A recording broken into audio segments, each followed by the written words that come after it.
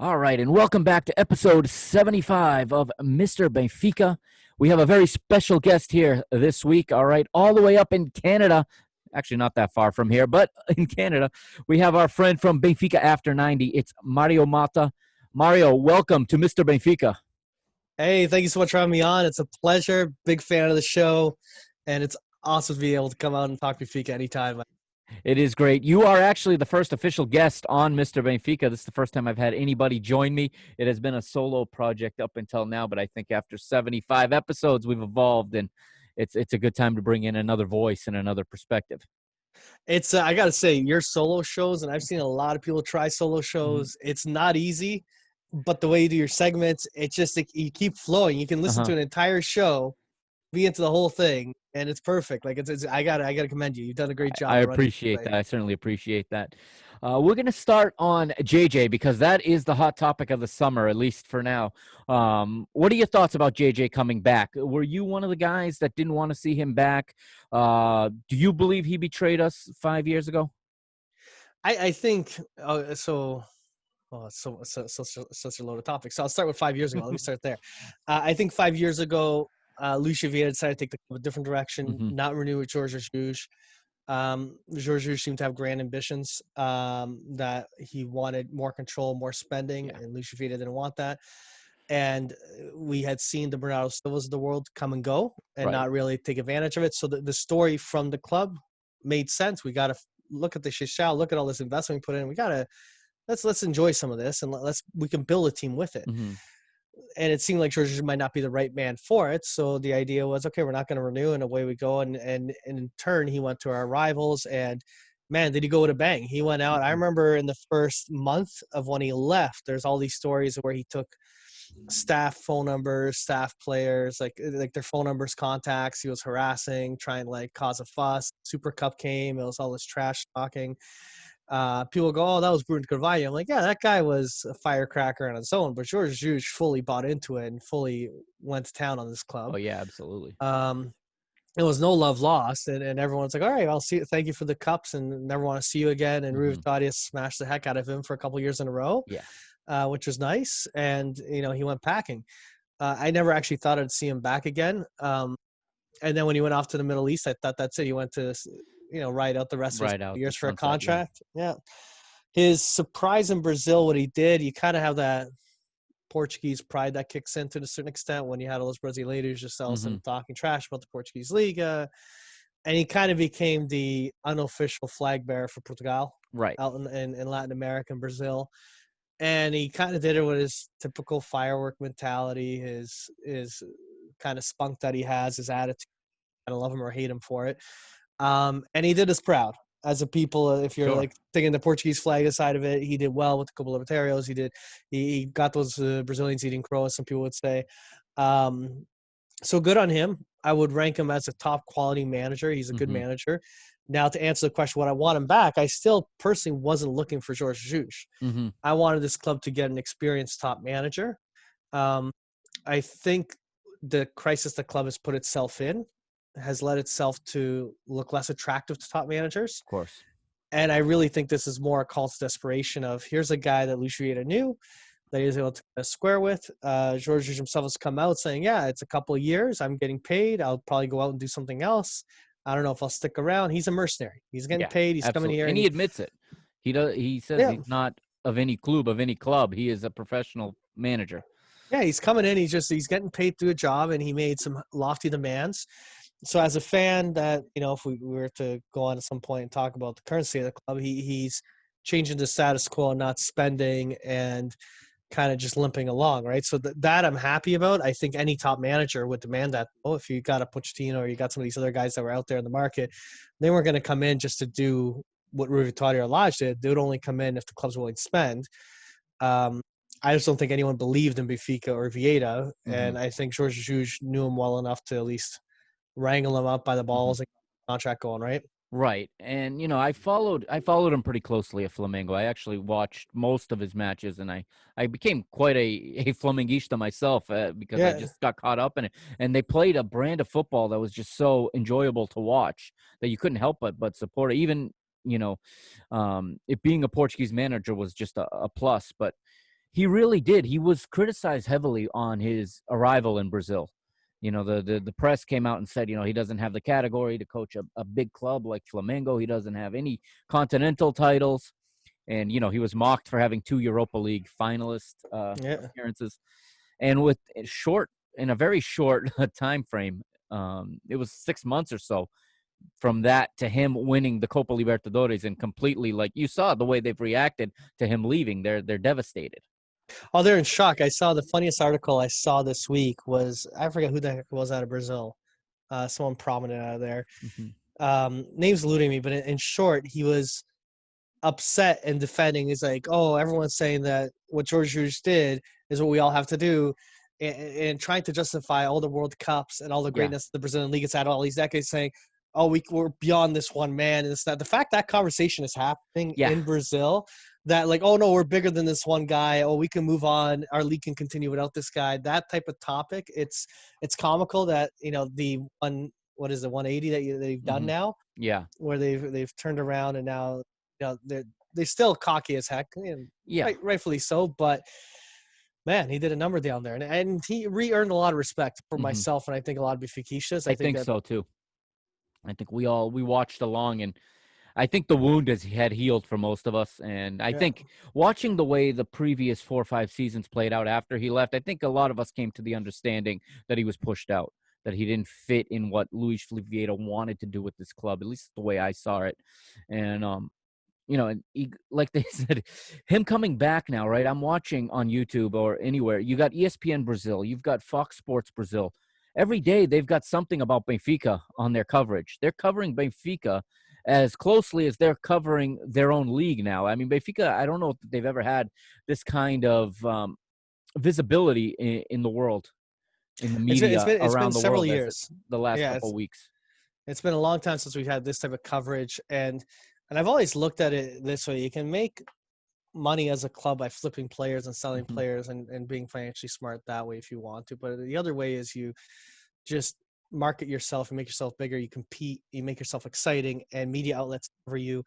And then Adidas wants to be your sponsor. Right. All these other companies want to be like you. You make yourself a marketing machine and grow it, right? And I think that talk of Jorge Jesus was exciting, but not stopping there, going after key players in Brazil, going after Cavani, all this kind of, just all this type of, the fact that you're seeing Cavani talks Benfica, this star player in Brazil, Benfica, Tottenham might lose this defender, well, Benfica, you know what I mean? It's like literally every free agent right Benfica now gets quickly lumped into Benfica if they're a free agent. Yeah, it's hilarious. It's like, I even saw an article saying, oh, well, will Zlatan stay at AC Milan one more year? Or, Benfica could always be an option. The fact that it's just being tossed out there, hey, I love it as a fan, because that's what you want. You want your club in the damn headlines all the time. Hopefully for good reason. But I'd like to think that they're doing this on purpose to give themselves the exposure, but I don't have that kind of faith in the people that lead our club. Yeah, no kidding. I think it's kind of a happy accident that we're getting this kind of exposure. But it shows when you go after top talent, you get in the headlines and people know who you are. And surely if Benfica end up closing this deal and we bring Cavani in, whoever we draw in that Champions League preliminary round match, the world's going to be watching to see what happens. Well, that will be the marquee game, I think, at that point. I'm not just saying it's a Benfica, but it's the fact that it's Cavani's first club, and God knows how many years if he's playing for us. It probably will be the most, I guess, from a top talent in that round of the Champions League that's actually in that round, right? So which is good, because you get these situations where you might have 4 or 6 matches going on, whatever the number of matches are, and they'll pick one to broadcast on the main station, and then the rest will be on replays or on streaming, streaming or something like that. So that's what helps put Benfica probably as like a main option to watch, right? Yeah, it used to be, you wanted to draw Manchester United or Real Madrid in your group just so you could be on television in the Champions League group stage, because that's the only time I used to see Benfica on, American TV, on ESPN or on Fox, was when they were in a group with Manchester United or Real Madrid, because their matches are always shown, no matter who they play. Yeah, it used to be like the pet peeve where if Benfica was facing, even if it was a decent match, like Benfica versus Napoli, and then they'd have like a United versus like some Kazakhstanian side. Exactly. They'd play the United match. You're like, come on, this isn't an exciting match. United's going to win. Put the Napoli versus Benfica. That's a fight right there. That's going to be a fun match to watch, right? So it used to be like such a, I don't know. And, the club has plucked some of the top talent out of the Brazilian league. So I had the fortune of getting to know these guys a little bit from watching the league. Pedrinho's a good player. This new guy, Everton Cebolinha, very, very highly touted. And I had even forgotten he was the top scorer at Copa America last Yeah. year for Brazil. So this is a full Brazil international. This isn't like an experimental project. This is a big signing for Benfica. Yeah, no, it's the fact that you're that guy. That guy's very exciting, actually. The Mm-hmm. fact that we got him, I hope people don't sleep on him. It's Yeah. yeah, the Copa America, he looked amazing. I remember watching him in the Copa Mm-hmm. America. Very talented individual. If he plays well at Benfica, he'll be playing next to Neymar and the other main guys at Brazil. Like Right. it's good to have these types of international stars because they also attract additional talent, right? Like if you're now a young Brazilian and you want to make it to the Seleção in Brazil and you see a Brazilian superstar playing at Benfica and Benfica Yeah. comes and prospects you, it might actually tilt It your incentivizes interest, right? you, Yeah. yeah. And I think, Jorge Jesus also makes that an attractive move for these guys. I don't know that, Nelson Verissimo is not going to attract Oh an God, no. Everton to come to Benfica for sure. Yeah, I could see that guy picking up the phone. Yeah, if you come to us, we'll see. It is what it is. We'll see how it goes. You know what I mean? Oh Like the yeah, way that guy. we could get into that the way he managed those lads. I mean, Oh my he God. complete caretaker, like completely It's kept everything exactly the same as it was that got the previous guy sacked. it scares the crap out of me that he is. My understanding, he's supposed to go to the B team. Yeah, And, I'm not and sure that, what happened to Renato Paiva, who was yeah, thought to be the brains of the whole academy system, but he's yeah. probably I don't got know. offers to go somewhere else. Yeah, so I heard this guy's going to be off to the B team. I kind of go, Yeah. is this really the guy you want? Like what he was doing was not pretty at all. No, he No didn't one give a liked him. good account for himself in these 6 No. matches. That cup final was just disastrous in the approach and why did they go, to Praia del Rey and train in a resort for a week to look like they were Yeah. on holiday already in the match? The mindset was already. It was. Yeah. It's funny. It's like the whole mindset going into these last couple of games with Sporting and then Porto in the TAS final was pretty much like, oh, we shit the bed this season. It is what it is, like he said in the Yeah. presser, and just let's just go through the motions and we'll figure it out for next year. It's like, Yeah. whoa, you still have a cup, Yeah. and the excruciating thing is how we lost that TAS also Yeah. being up a man. We were already playing terrible, but it's just. And when we signed Jorge Jesus, I know that weekend it was Aves. It was way too soon for him to come on. I think he still Yeah. hadn't flown yet to come to Portugal. He was still in Brazil that weekend. Yeah. But I thought to myself, yeah, maybe the guy will take over for Sporting, and then he didn't. I'm like, oh, maybe he'll take over for the Porto one. Mm-hmm. Kind of did disappoint me that I think the club was going to try and shield him from the chaos and kind of saying, you know what, this is a train wreck. Yeah. We know where this train. We can't stop the train. It's going to crash no matter what. Even if you get a new conductor in, it's still going to crash. Right. You know what? We got to change the parts first. Just let this train crash. We're gonna build a new one and give the conductor the new train. He's the new guy we hired, and we can tell this guy's never crashed a train before, right? So, versus I think with the crisis we're in, if we had that result with George at the helm, because it could have been the exact same result because the way these players are acting. Sure. If it was, it'd be hard for any manager to coach that team to any better. I mean, there was so little effort from the team, and the performance was so poor that, I mean, coming in as a manager that week, there was little he was going to be able to change in that short of a time span. Unless it's more the pride side that you miss, the pride side's completely missing, and that's the worst part. Meanwhile, on the other side, you got an opponent that's got nothing but the pride side. Yeah, and that's the part I just, man, so Porto are our main rivals. Yeah. I hate their guts. I gotta respect their fire and passion. Oh yeah, to win, especially against us. Exactly. It's like it's a death match. It's like because they have that chip on their shoulders that everything's about Benfica. Like they won the championship. We signed Jorge Jesus. No one talks about their championship. Right. It's the footer. Like you won the national championship and you're the footer on the sports pages. It's what's Benfica doing about this crisis? Is the conversation, right? And so they got that ego issue they have to live with, but at the same time, I do respect the fact that they want to win. Oh yeah. Like I would never. I don't think in a million years would see Porto doing what we did in the last 3 years with the Champions League and Europa League, where we go, okay, we got a European match. Happen. Yeah, it would be heads would roll at that club. Like it's just there's too much pride.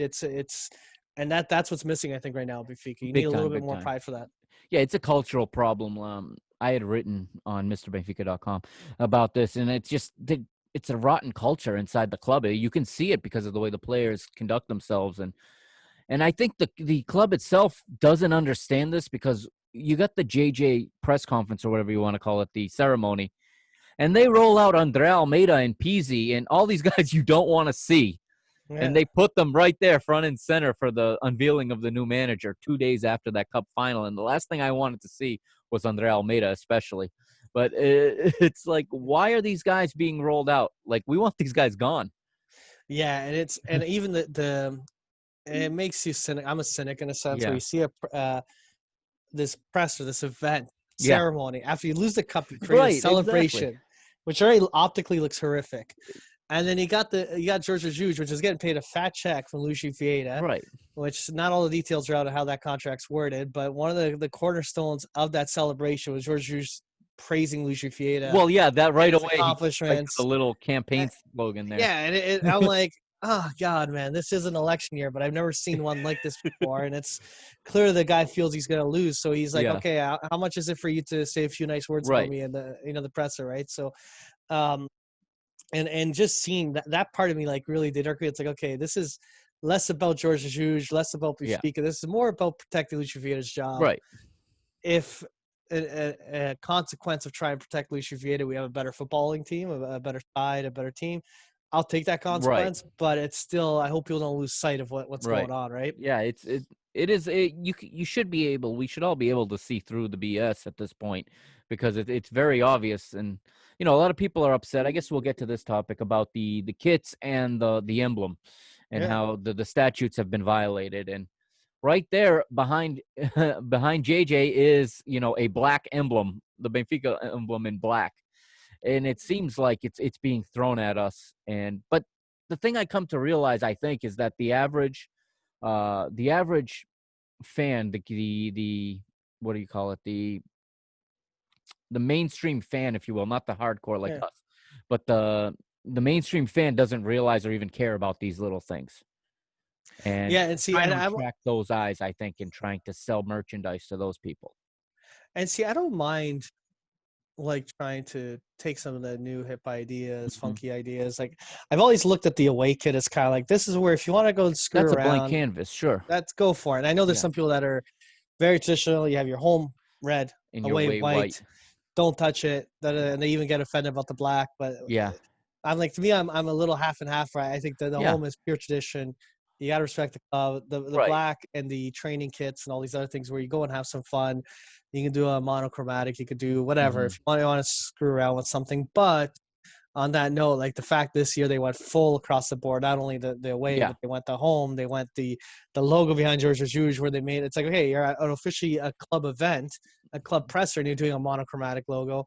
in Um, gold, no less, in a year where we yeah. blew a 7-point lead. As if there is something, yeah, exactly. You usually do gold to commemorate To like the commemorate European, it, right, to yeah, commemorate uh, it something.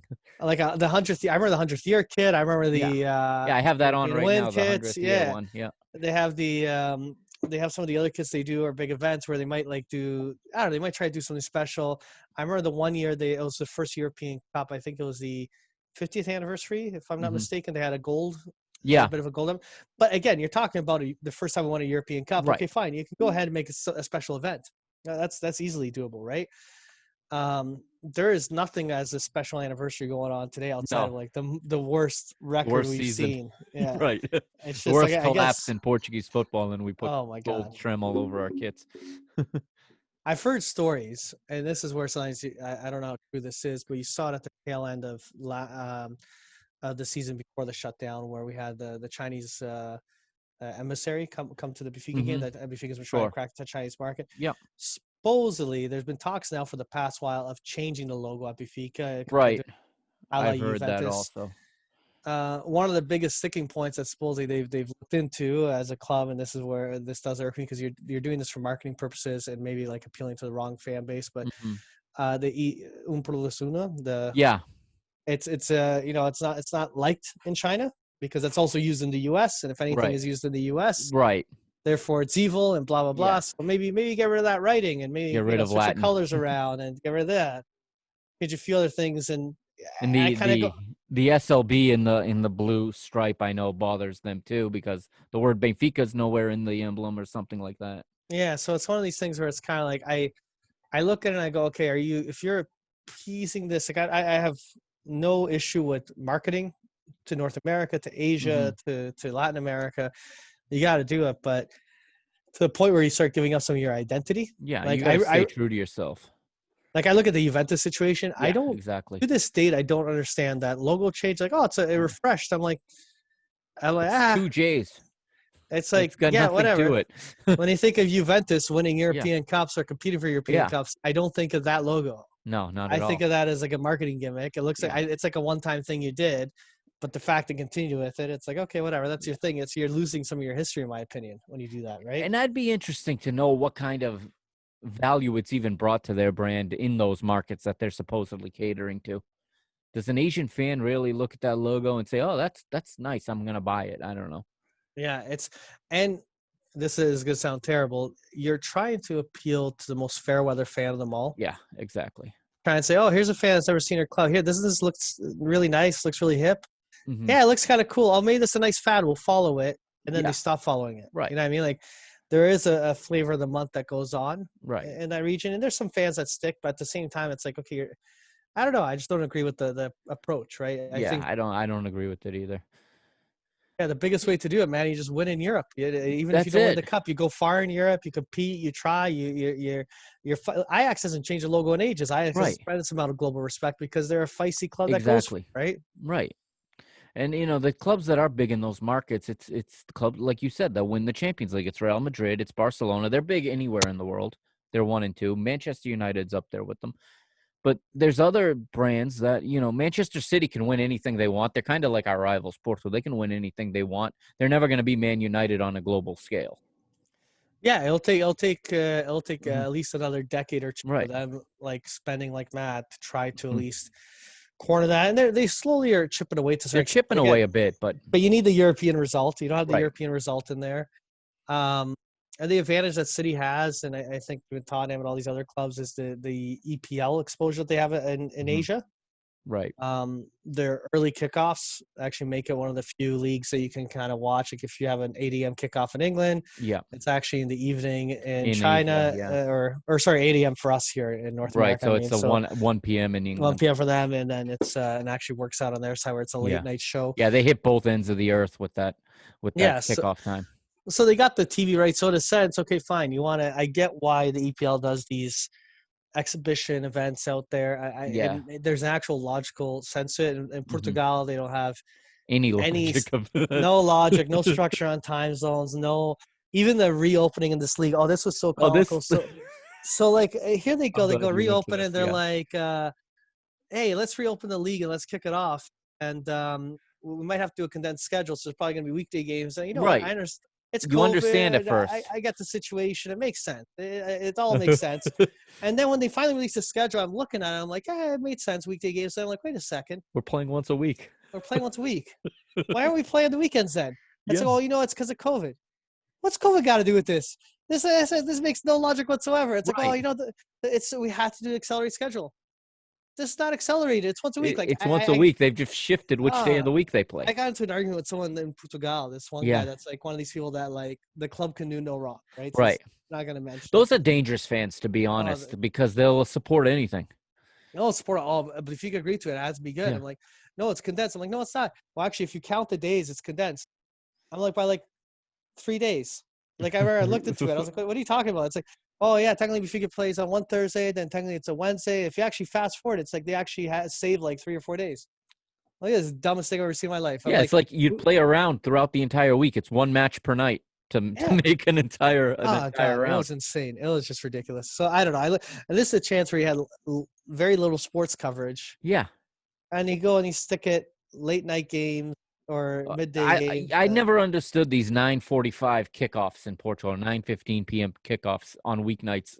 It makes no sense to me. Who wants to? I mean, I suppose if you're over I mean, I don't live there, so it's harder to maybe understand their reality. I don't know what time the average Portuguese person gets up and what time they start work, but uh, you know, why not a 7 p.m. kickoff? It makes no sense why they start so They late. lose it. I know my experience with it is they were very they stay up late Yeah, usually. It's like a very late culture. They go dinner late. Hmm. They eat late. Like it's Right. 7, 8 o'clock dinners is very Hmm. common. Which is I've always found it funny because it's like okay, it's yeah I, they I are I understand in the day when RTP was broadcasting all the matches, it would be after Telejournal, so it'd always be a 9 yeah o'clock start because Telejournal was at 8. But now they're on Sport TV; they can go anytime they want, yeah and they're no kicking it's off late, and fans creatures of complain. habit. Right, and you hear like the Benfica FMs of the world, the guys who are actually able to travel the Yeah. games, going to an away game in Famalicão on a Wednesday at nine No, forty it's five insane. p.m. to get home at 4 in the morning to go to work.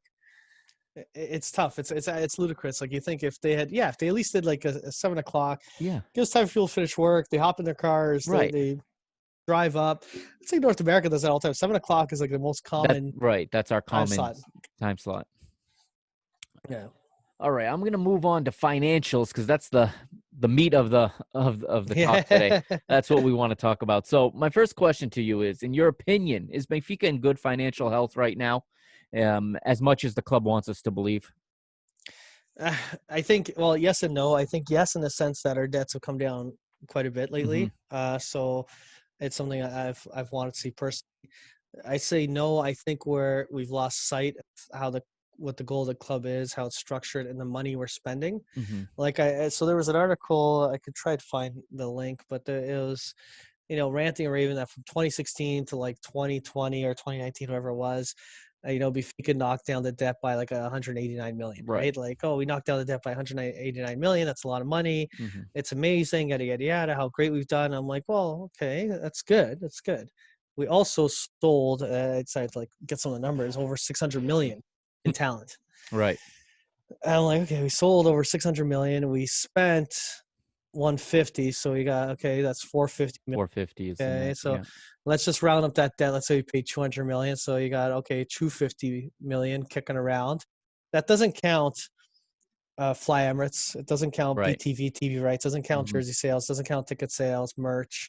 Um, doesn't count all the other stuff that we rake in. The Hmm. red pass, all that stuff. Because then people go, oh, but it's expensive. You got to pay player. No, salaries don't eat up that kind of. So you're still Right.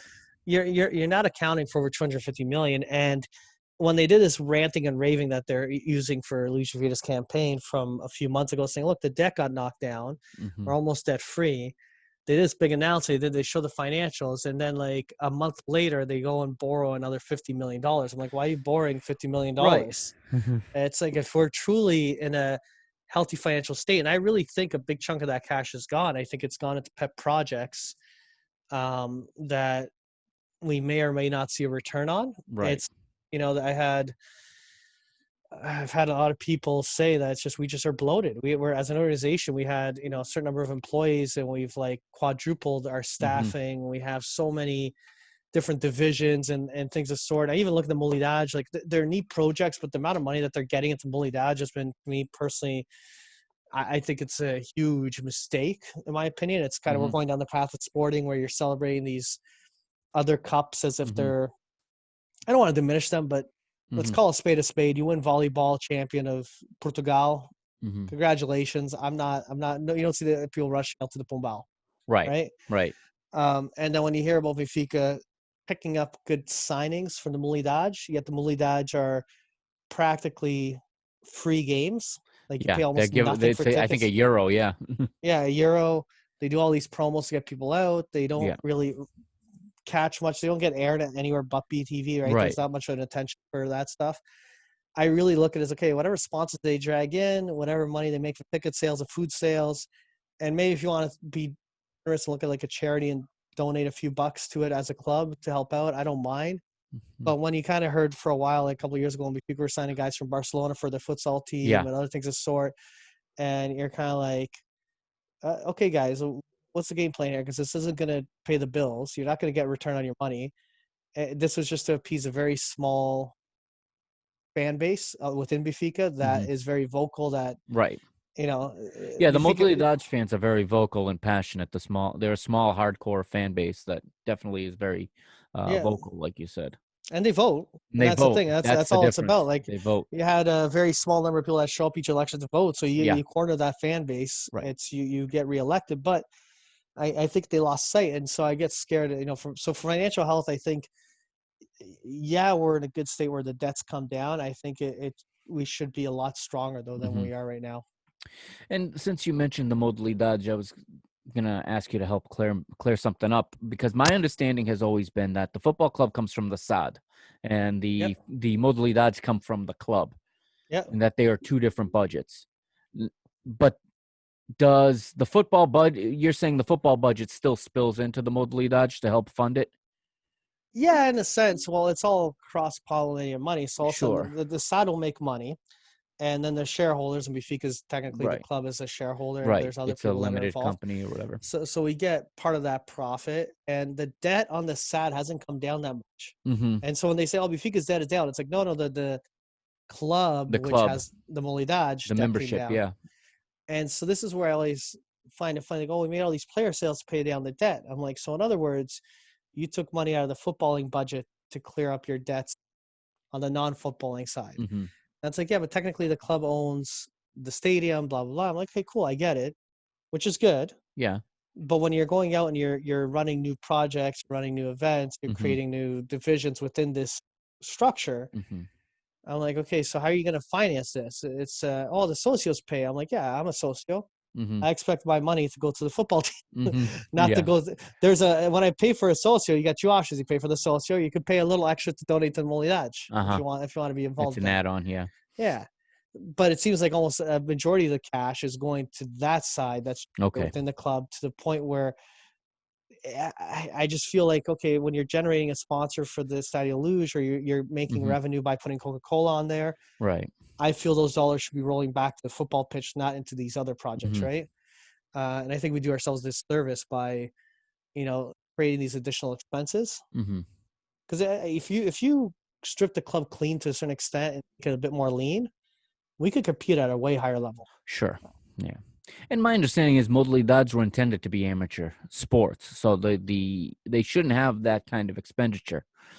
Um, of course, now we have a women's football team who I cover most of their big matches, Yeah. but they're taking some of that budget as well. We've seen a lot of the women leave, a lot of the high contracts leave. Right.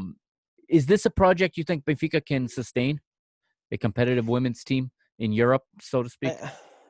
I only to the extent where the fans support it. I'm a big fan at the idea of it. I think Mm-hmm. we needed it. I really think we needed it as a club. That's Yeah. where I think I have as I complain about Molidad, to me, it's like, okay, the futsal team that's been around for God knows how long, the Mm-hmm. basketball team, these are long institutions. Like, okay, you got to just run it better, not make Yeah. it.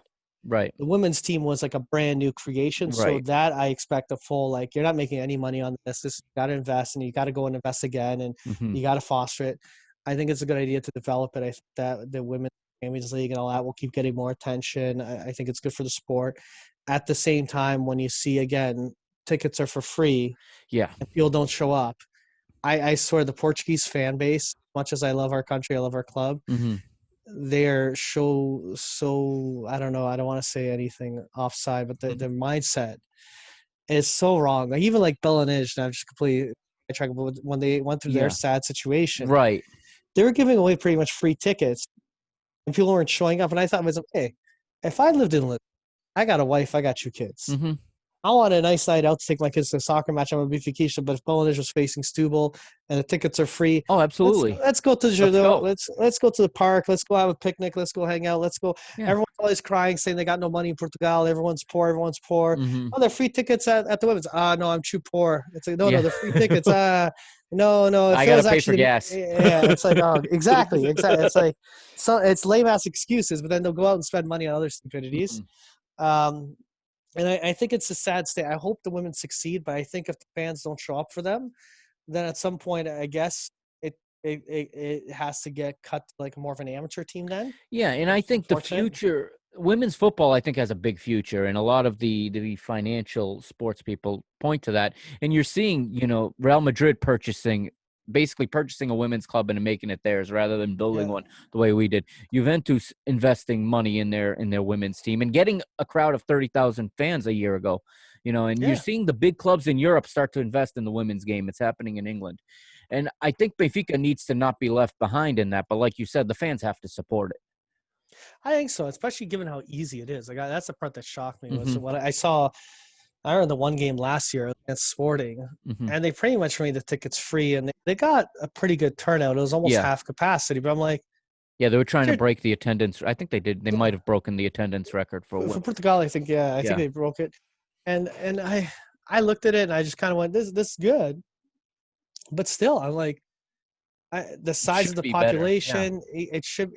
I'm sorry, it's free, man. It's your arch Well, rivals. You should fill that up and easy. like you said, it's the same people complaining that it's too expensive to go to a match. They're giving you a free match at the Stadio de Luz. Yeah, It's the same people the year before who, were upset Benfica didn't go to the Jamor in the cup because we lost the Sporting. But the women were playing at the Jamor, and I mean, we broke the record for that too. It was all yeah, Benfica fans, but there was thousands of empty stadiums. I think the ticket was €1 or €2 to get in. yeah. If you can't get to the men's match, why can't you take your family to the women's match and make a day of it and support your club the same? I don't understand that Yeah, that no, it's thought. I joke with me and my wife. We have Canada started its own Mhm. soccer league Right. last year. It's a brand new league. It's Hmm. pure like a lot of young guys. Hmm. It's the talent level's low, man. And you're talking Yeah. like third division, fourth division level if Yeah. you're to look at Portugal. Right. And yeah, you got thousands of fans going, paying decent. Like you're paying $500 a year for season Yeah. tickets per person. Like it's the people are spending, Right. and that's just the North American mentality, I guess, right? But it's just I look at Portugal and it's like, okay, free, man. I wish I could go and watch these games with my kids. It'd be Yeah. amazing. It'd be great for my daughter. It'd be great for my kid, my son. Right. It's I get disappointed in our own fan base sometimes where you have all these things the club is doing, and this is why I kind of get frustrated with these multi-dads. Also, it's like, okay, if they're not going to truly support it, like we went ahead and we put the money into it. Hmm. You guys are loud. You complain. We don't have structures. We've gone and created the structures. We've gone and invested the money. You still don't show up. Then I say we pull the plug to not the women, but for a lot of these sports, let them be amateur. Let them Hmm. be whatever sponsor they get on the shirt, whatever money they get, they pay for whatever Self-sufficient. local guys. Let them Self-sufficient. support themselves. Yeah. Yeah, there's nothing wrong with that. The guy who No. knows how to play volleyball and he wants to play for Benfica, sure. If, Yeah. if we lose to Sporting, I really don't care. Like, and if that's Hmm. people were crying, if Sporting was investing big dollars on volleyball players, that's a good waste of cash for them. That's Yeah. not our problem, right? Right. Right. So I'll move from that to the FPF and the way they're governing our league and just football in general. Pedro Proença, the president of the league, actually, I'll stick with the Liga, and praising the Saj in our league one day after basically Avj goes under, Yeah. one day after a second division team loans them a bus to get them to their final match. It's just there's such a disconnect between reality and what these people in charge see. And what do you think of the way that? Well, first of all, where did these Saj come from? Do you understand the history of where this comes from? And The, is the, this an FPF creation to take liability away from it's memberships? Or no, it's partly political in the hmm. sense that my understanding, I can't remember the year it began, was to do with technically a club has no owner. It's Right. you can have owners, but you supposed to be a volunteer thing, and there's all these people, and it's very hard to kind of some of them get like um, preferential tax treatment, I guess you could Hmm. say, right? Depending on the community level they're at and Sure, as what a they do. nonprofit or whatever. Yeah, and that's Yeah. technically what a lot of these things are. So it became a sticking point where it's like, hey, everything's convoluted. In Portugal, they always make things convoluted. And so, from a political standpoint, they said, okay, you got to just structure if it's a footballing organization because they know that's where the money's at. You got to separate it. You got to create a separate ledger, Hmm. separate balance sheet. Throw your money in there. Throw your salaries. You got to because technically for a charity you don't have to disclose people's finances, but I Right. think on the SAD you have to disclose finances at Hmm. a higher level because I think it's under the Securities Commission Hmm. legislation. And so that therefore created more transparency, and therefore the government could say you owe us taxes, and Right. it was pretty much like a tax grab. But then what these guys quickly realized also is like, oh, it's a separate entity, separate corporation. We can technically now borrow also against not only our club, we can also get borrowings from the SAD, Right. right, and get extra cash.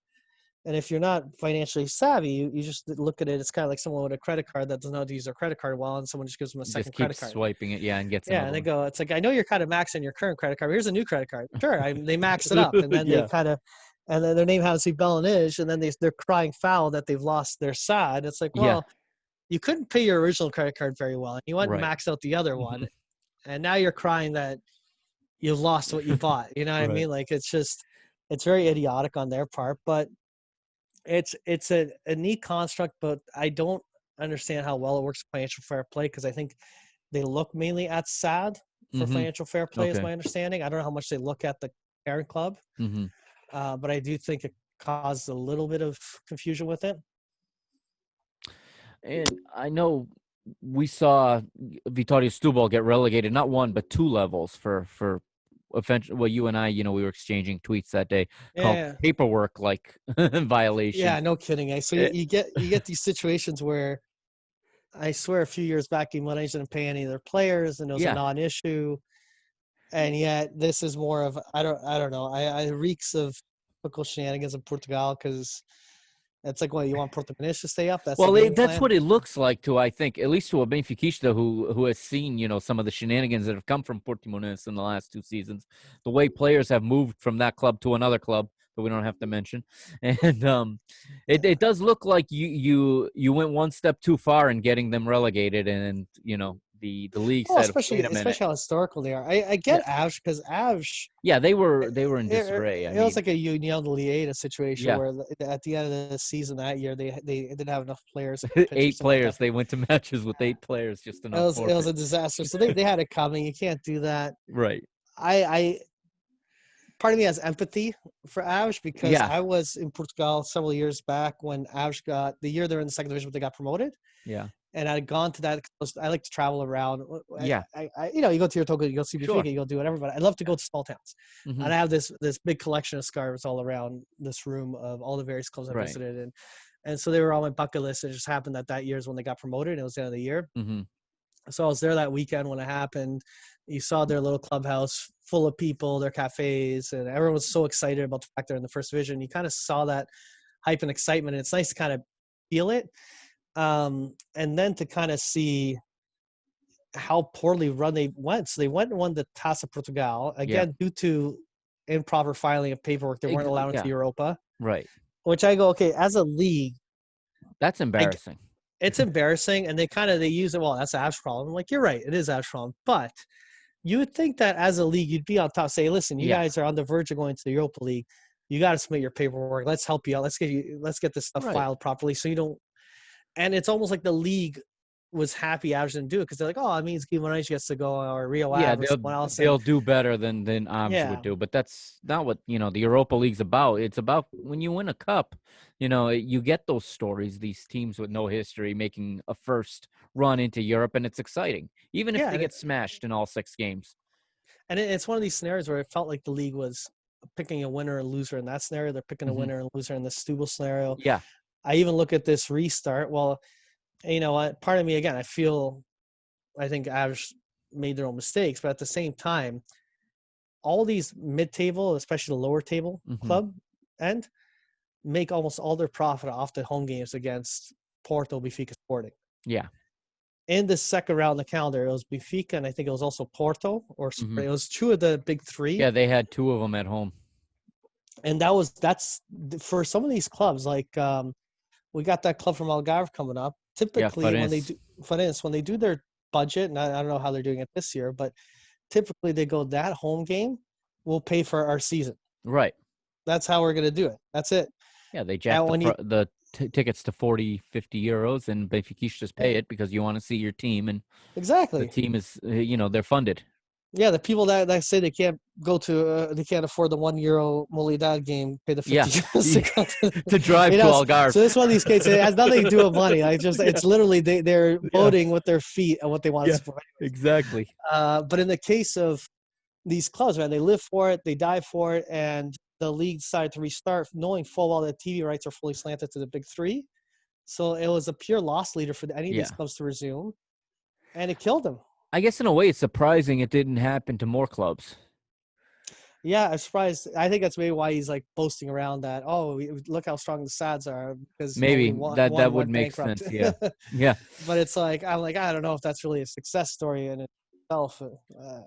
And then you have Bulanish Sad, which we talked about, and that situation where you have Bulanish in the amateur division and Bulanish Sad in the professional division, but they're just a team. They're not a club. They're Yeah. 24 players or whatever, and a B team with with a logo that's literally the letter B, which means And then, Luis Felipe Vieira can't adopt that logo. yeah, exactly. They had to, and it's funny how that came through a court case, Yeah. and it was like they thought they could still use Melanage, and Yeah.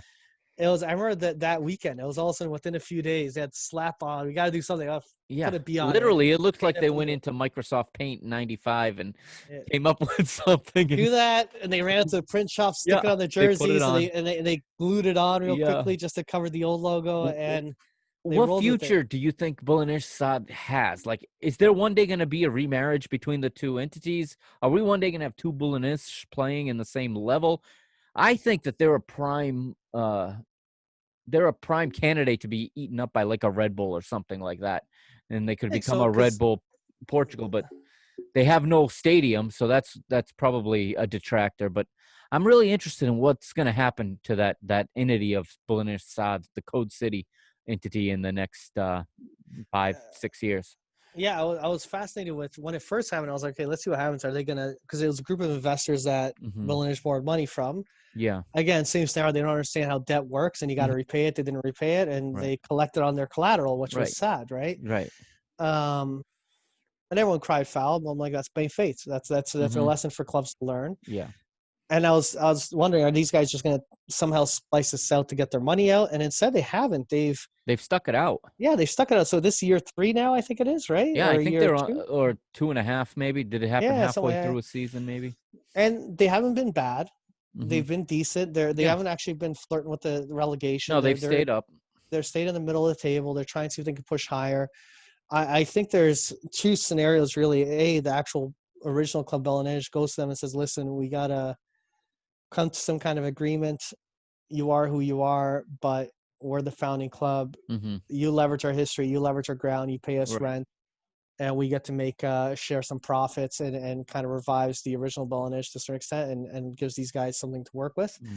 Mm. Or yeah, like you said, or eventually there's a new ground that gets selected, like a proper one, Hmm. and they build from there, and we truly have like a just a new team that's in the first division that kind of grows and goes Yeah. from there. I think in a sense they're running the leanest team right now because they don't really have much on the youth side. They don't got much, No, they have a no B. I think a Miliage, no nothing. U23, and that's it.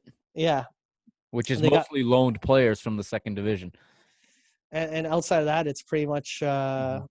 very little overhead outside of Right. they pay for The rent, right? rest is So being run by the members club. yeah, So and so it's kind of a question of who's going to miss who first. right. Because when we saw, I think 2 weeks ago, a merger with Estrela da Amadora coming back Yeah, into national football from the Lisbon leagues, merging with a Sintra football, who most of us never heard of, aside from yeah. them beating Vitória Guimarães this year in the cup. But at that point, I'd never heard of them before. And they were literally just a SAD with, just like Belenenses SAD, with no real club, and they found themselves a club, and now a historic club is back in at least the third division of Portuguese football. Yeah, and that's a cool one also because Hmm. they have that history. They have I used to like the star logo they had. It's kind of like Yeah, almost like like an old Italian yeah, like it looks like the the with the Scudetto. star on it. Yeah, Yeah, with the star on it. it was a funky logo. It's cool to have them back. But I think there's a huge opportunity. Like if I look at like, and you're seeing I don't know why this year more than normal. You've heard of all these strategic partnerships. Whether it was Hmm. uh what's the team down south? Oh my gosh, I keep blanking out again. They were getting promoted. That is getting promoted. Yeah, Fares. Finis did a Yeah. partnership with Lyon. Okay. Some marketing partnership, things of sort. The Hmm. Guimarães is doing a partnership With with Aston Villa, I believe, right? Aston Villa, yeah. And you kind of hear Red Bull's been sniffing around Portugal because Red Bull Have they? has presence everywhere, right? You got to imagine that they'd want something in Portugal with all the talent, player talent that goes un not unused, but not made the most of. Yeah. There's a lot of guys that never get out of the small teams, and then they show up in Greece, and before you know it, they're at Olympiacos or at Panathinaikos or AEK, and then they go to Turkey and they rise to one of the top teams. So And I've that'd be a always place for them to feed their Leipzig team, for example. I've always viewed And they got their Austria team, right? They got Yeah, Red Bull in Salzburg Austria. They got serves as that. like the B team, and Yeah, Leipzig the A team. New York and Brazil are like the B yeah. teams. But the way I even look at it is, if I was, let's say, someone wealthier or an organization with some money to Mhm. spend, and people go, oh, no, why would anyone ever want to go to Portugal? They go to England. I'm like, well, to go to England, you got to spend $1 billion, Exactly. and even then, you're still. We just joked about City still being a nobody, right? Right. You can go to Portugal if you spend any kind of money, $250 million. Hmm. Should be insane, but if you did that, you're in the top three. Yeah. You're now getting a Champions League berth. Well, look at Famalicão. They spent a little, and they're They're the almost fifth there. team now. They're almost there Yeah, they're from the almost got a second Europa division to 1 year. almost the Europa League. Yeah, so if you actually had some proper spending, um, at any level even greater, like what Mhm. Real Leipzig could do, or the Mhm. guys that own Red Bull, right? Yeah. Um, you could have an actual respectable side that's going to compete for titles and silverware. Yeah, and you could have someone to disturb the big three, and you'd get Yeah, a more level playing field in the league.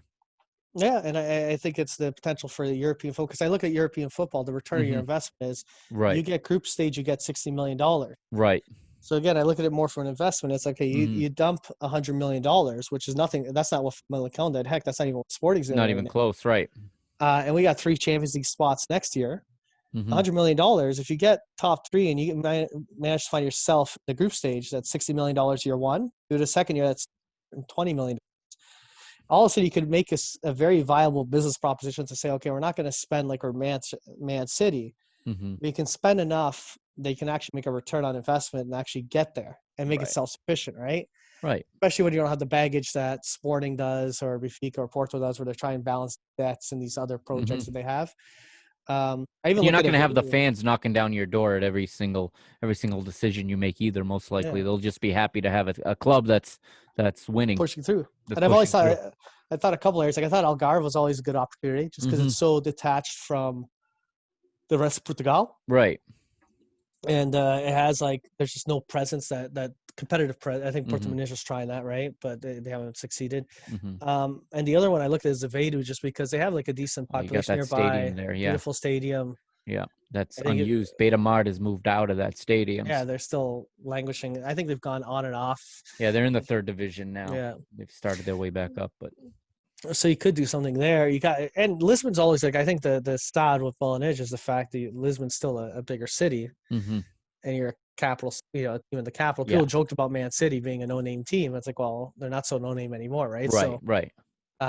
you can do it. There's And even precedent for Wolves. that. Wolves have come to be known as a somewhat big club now too, with a little bit of Yeah, investment. very easily. PSG was PSG, in yeah. 1970 something, a no-name team in Paris, and then a few years back got bought up, and now they're one of the top teams. So sometimes it's that advantage of being in the capital, right? So if Yeah. they did do that, they could probably do even like a partnership with the. And that wouldn't be the federation. Well, it'd be the federation on the Seleção side, not Yeah. where they have the Jamor. And that Right. needs massive reinvestment. You get Oh someone that's willing yeah. to drop If some somebody's coin, willing to do that, sure. yeah, call it their home. And I was gonna get to Jamwood. And do you think that shouldn't the FPF be taking better care of that? I feel like that's our Wembley, if you look at it, Yeah, right? That's our Wembley. It's not as big, it's not as grandeur, but it's our national stadium. And I feel like the FPF is never gonna have more money than it has now. It's got one of the greatest players ever. You've got one of the most recognizable images in the world wearing your badge. I've always thought it'd be in their best interest to fix that thing up, to make that a 21st century national stadium, and put the national team games in there, and stop having the bickering between clubs, and paying out rental fees to clubs to host national team matches. What do you think? no, I agree. I think the biggest opportunity they blew was the 2004 Euro, where they had all this government money Mm, washing around. yeah, And they could have at that point renovated the heck out of it and made it a Wembley, made it the yeah, national stadium. They should. I feel the politics of the big three is quite toxic, and it's a yeah, dogfight between Benfica, Porto, and Sporting for attention of the Seleção. The Seleção would be nice to have. I know that the matches rotate, but it'd be nice to have like a Wembley stadium that they yeah. get to play at. It's good for the cup final. Yeah, it It's good for a wasn't the lot of same events. in Coimbra, that's for sure. That was someone said it was just another League Cup final essentially. Yeah, it's what it felt like. Yeah. And there's like a history to it, and it's sad Hmm. that I agree with you, man. You're not going to have a better time in history where you have marketing. You could technically grab Ronaldo, grab a You sponsor, and say we're going to he name could this. probably, yeah, right. You could call it the Cristiano Ronaldo National Stadium if you Yeah, wanted to, if you want to get him to put some money in. Nike's his main sponsor. You go to Right. Nike and say, listen, we're going to get that. We need money for this national stadium. We're going to slap Nike on this stadium Right. for you. There you go. Going to have your star boy Ronaldo do a bunch of laps in Yeah. it for We'll you. put a statue of him in the Yeah. stadium. And it'll be like, on behalf of Nike, blah, blah, blah. And here's some money and away we go. And plus all the money they have. But I think there's this dogfight that happens with Benfica, Porto, and Sporting on being getting to sell someone their stadium. Yeah. And then they kind of get into these arguments saying, well, are you going to compete with the Stade Luge? That's what you're Yeah. trying to do. And it's like, can you really do that? And to a certain extent, they're kind of right, but it's sad that it's a really nice ground. I think it's really cool. It's a very neat. They need to, at the very least, just do some upkeep, clean it up a bit, Yeah. And keep it maybe as a cup final and keep doing it. But they got to at least invest a little bit just to keep it fresh. I agree. And it's ironically, it wasn't fit to hold the cup final, but it's going to be Barcelona's training ground for the next week for the Champions League. That was a joke. When they said, "Oh, it can't be the cup final," it's like, why not? Oh, because of COVID. I'm like, well, why is it okay for Belenige and every team that went to see Belenige play there? Yeah. No, don't give us logic. It's like Right. there's no logic why they went to Coimbra. Right. I think it was because Coimbra was supposed to hold the Super Cup that was, postponed, and somebody else was a way of making it up for them. they made it up. But I don't know. The cup final for me needs to be in the National Stadium. It loses a lot. The argument was, oh, but people will start gathering. I'm like, well, God damn it. It's like people are going to gather in Coimbra anyways. You know what I mean? Like people will gather no matter what. You put your security in place and do your bit. But yeah, I don't know. What do you think of TVE and Seek doing away with those supporter debate shows that usually they use celebrities to debate on behalf of their team, and most of these celebrities have very limited knowledge of the game, to be honest, I find. And some of these guys have made a living out of this, like that Porto supporter Miguel Guedes I joked, has to go back to being a mediocre musician now that they canceled this segment on TV. But I thought they were toxic shows, and we've talked about the toxicity between the big three, and I think the media only fed that toxicity with bringing these guys every week to just bicker, essentially. Yeah, I think the toughest thing in Portugal, and I give credit to anyone who tries to do this, it's very hard. First of all, yeah, I agree. Very toxic shows. I'm glad they got rid of that structure. They should cover them as unbiasedly as they can, the league itself. Right. And that's kind of what they're trying to say. Okay, we're going to cover it. We're done with this celebrity feud. When we talk the sport, we'll just talk the sport. But right away, I know what's going to happen is you're going to get one or two or three panelists to talk about the Liga. And very quickly, people are going to go, okay, which one of these guys is a Benfica Sporting Eastern Portuguese? They're going to start to assign those roles, right? And as soon as if you don't assign it, the people that are don't make it obvious, right? They'll do it. And if they go, okay, no, we're only going to have one journalist, just one guy talk about it. They're like, okay, who are you going to appoint? It's like, oh, this guy. Everyone will do their Google searches. Oh, this guy's Portista, and they'll be like, and they will, in some very stupid way, lose all credibility, which isn't right. I've had the pleasure of meeting with Tom Cunderland. He runs Portugal.net. Really nice guy. He's a Portuguese journalist. He's written books on the Liga. Yeah. He's a Sportingista. Right. I've heard him say that.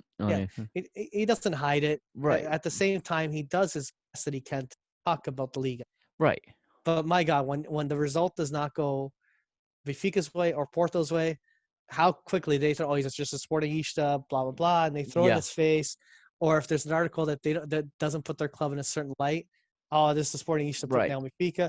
And there is always a little bit of a bias in everyone's statement. Like if I did an independent article, which I think we all can do, they'll go, oh, the guy's Benfica. I'm like, yeah, of course I'm Benfica, but I'm trying to sometimes talk about topics as neutrally as I can. But in Portugal, you're not allowed. That's illegal. Right. And you can't do that. Some of my episodes, when we play them, I try to be fair. And I'll break down the match, and I'll be like, well, I actually it was Sporting once. I actually like what Marcel Kaiser did here. It was the one we lost, the second leg. Yeah. I forget the exact move he made, but he adjusted to the beating we had given him a few weeks earlier. And I've got, my Twitter and my Facebook and my Instagram are loading up. You're talking too much about our rivals, mate. Someone would say, and Yeah, it's an illegal thing. You're not supposed to. It's so funny. You don't see that in many other leagues or any sports. Like no, Portugal is just. It's I wish them all the best of luck in trying to cover the Portuguese Liga it's unbiasedly. Like it's it's really a one of impossible. a kind. Like you turn on Sky Sports after a big English matchup, and they're not gonna excuse the commentator of being an Arsenal or a Chelsea supporter. Yeah, They're just gonna take what his analysis and take it at face value.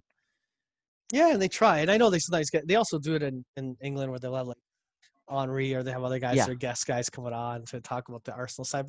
But they try. I find I at yeah, least even feel like in the English side, even when they bring on a United guy, they'll try to say, they'll be like, yeah, clearly I'm Paul right. Scholes. Yes, I'm United, but this is where United's gone wrong off the tracks. Yeah, This is where I got to give credit to Rio my Ferdinand does competitors. a lot of Yeah. analysis too, and gets Yeah. And people in. he gets a lot of But he's flack for it. critical of United when necessary. Yeah. I mean, And it's tough, but I feel Portugal is probably one of the hardest places to do it. And I swear the mentality is not going it's to, it so sounds horrible to say tribal this. in Portugal. It's They won't allow it. I don't think they'll it's allow it. It sounds horrible. I hope they do it. They get away with it and they can do a great coverage and give us something that's not as toxic. Because sadly, what I loved about BTV is that what I hate about BTV is I mhm. felt Sport TV for a period of time was not friendly to Benfica Right.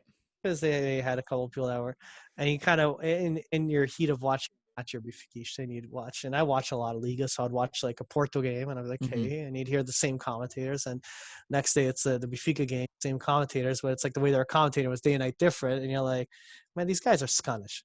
They're just whatever. It's Yeah, sometimes you, exactly. but then so when Benfica got it's like Benfica, but then all of a sudden it turns to this like rah rah propaganda where it's like there's a horrible play or Benfica Yeah. does a terrible. It's like, oh, that's a bad lineup. Why'd you play this guy? Commentator's like best lineup I've ever seen in my entire life. I swear, Mother Teresa couldn't pick anything better than this. Right, And right. you're sitting there like, come on, guys, come on now. Uh, I like the Kool Aid. Trust me, I drink the Kool Aid. I wear the Kool Aid, but like right. I'm getting a sugar rush right now. I don't feel good. There was one game on BTV this year. I think it was. I forget which game. I think it was Guimarães where we started horrible. Yeah, They were all over us, right? We couldn't keep up with Marcus Edwards and and then we get a goal on our first when the goalie it was Boavista. It was Boavista. Elton Late messes up yeah. the ball and then we score, right? And we played like crap for the first 10, 15 minutes and then Elder Condut Benfica with 100% efficiency in this match. And it's like, somebody fed that line into his ear. Yeah, There's a producer it's that made him funny. say that. And you have this like, and it's grown into this like propaganda machine, which I love the club, and Yeah. I love seeing because originally the idea was, oh, you're gonna do documentaries, you're gonna do Right. locker room scenes, you're gonna do like a classic game stories. Yeah. Feed it. I love this stuff. Let's do it. And then it became like the talk shows, but only pro Benfica talk Yeah, shows, which is exactly. like. And eventually they stopped doing documentaries. They had a few of them. Now this is where kind of the Benfica play kind of irritated me a bit. Is Benfica play Is with what the BTV was supposed to be. yeah, and it's as if kind of they came out with BTV, got everyone to buy into it, And now they create another and then they paywall for slowly more. weaned off the content Yeah, off it, and right, now they're right, buy this one now. It's like wait, right. I was buying this one for that content. Whatever Yeah, happened there? yeah. It That's irritated me a little bit too, and I actually even tried to sign up for that. I had all kinds of technical issues with yeah. Benfica Play. I ended up giving up on it. I ended up giving the money to Benfica Independent on Patreon Oh, there we instead, go. There we go. and they have a better project. They do a better job, and uh, they've provided me with content, through the whole COVID, uh, yeah, through the pause, hearing all the old timers talk, and I love the old timers. I love to do a special podcast on an old season and to just review it. And right now, I'm working on 89-90 for my season finale, reviewing yeah, that season. The reason I picked that season, it was when Eriksson returned. So yeah. just like Jesus is returning this season, so I saw the similarities, and I'm interested in how that went. And That's a good idea. That's a I really love good I idea. I love like going that. through the old stuff, and I'm thinking to myself, why is BTV not showing these like season reviews?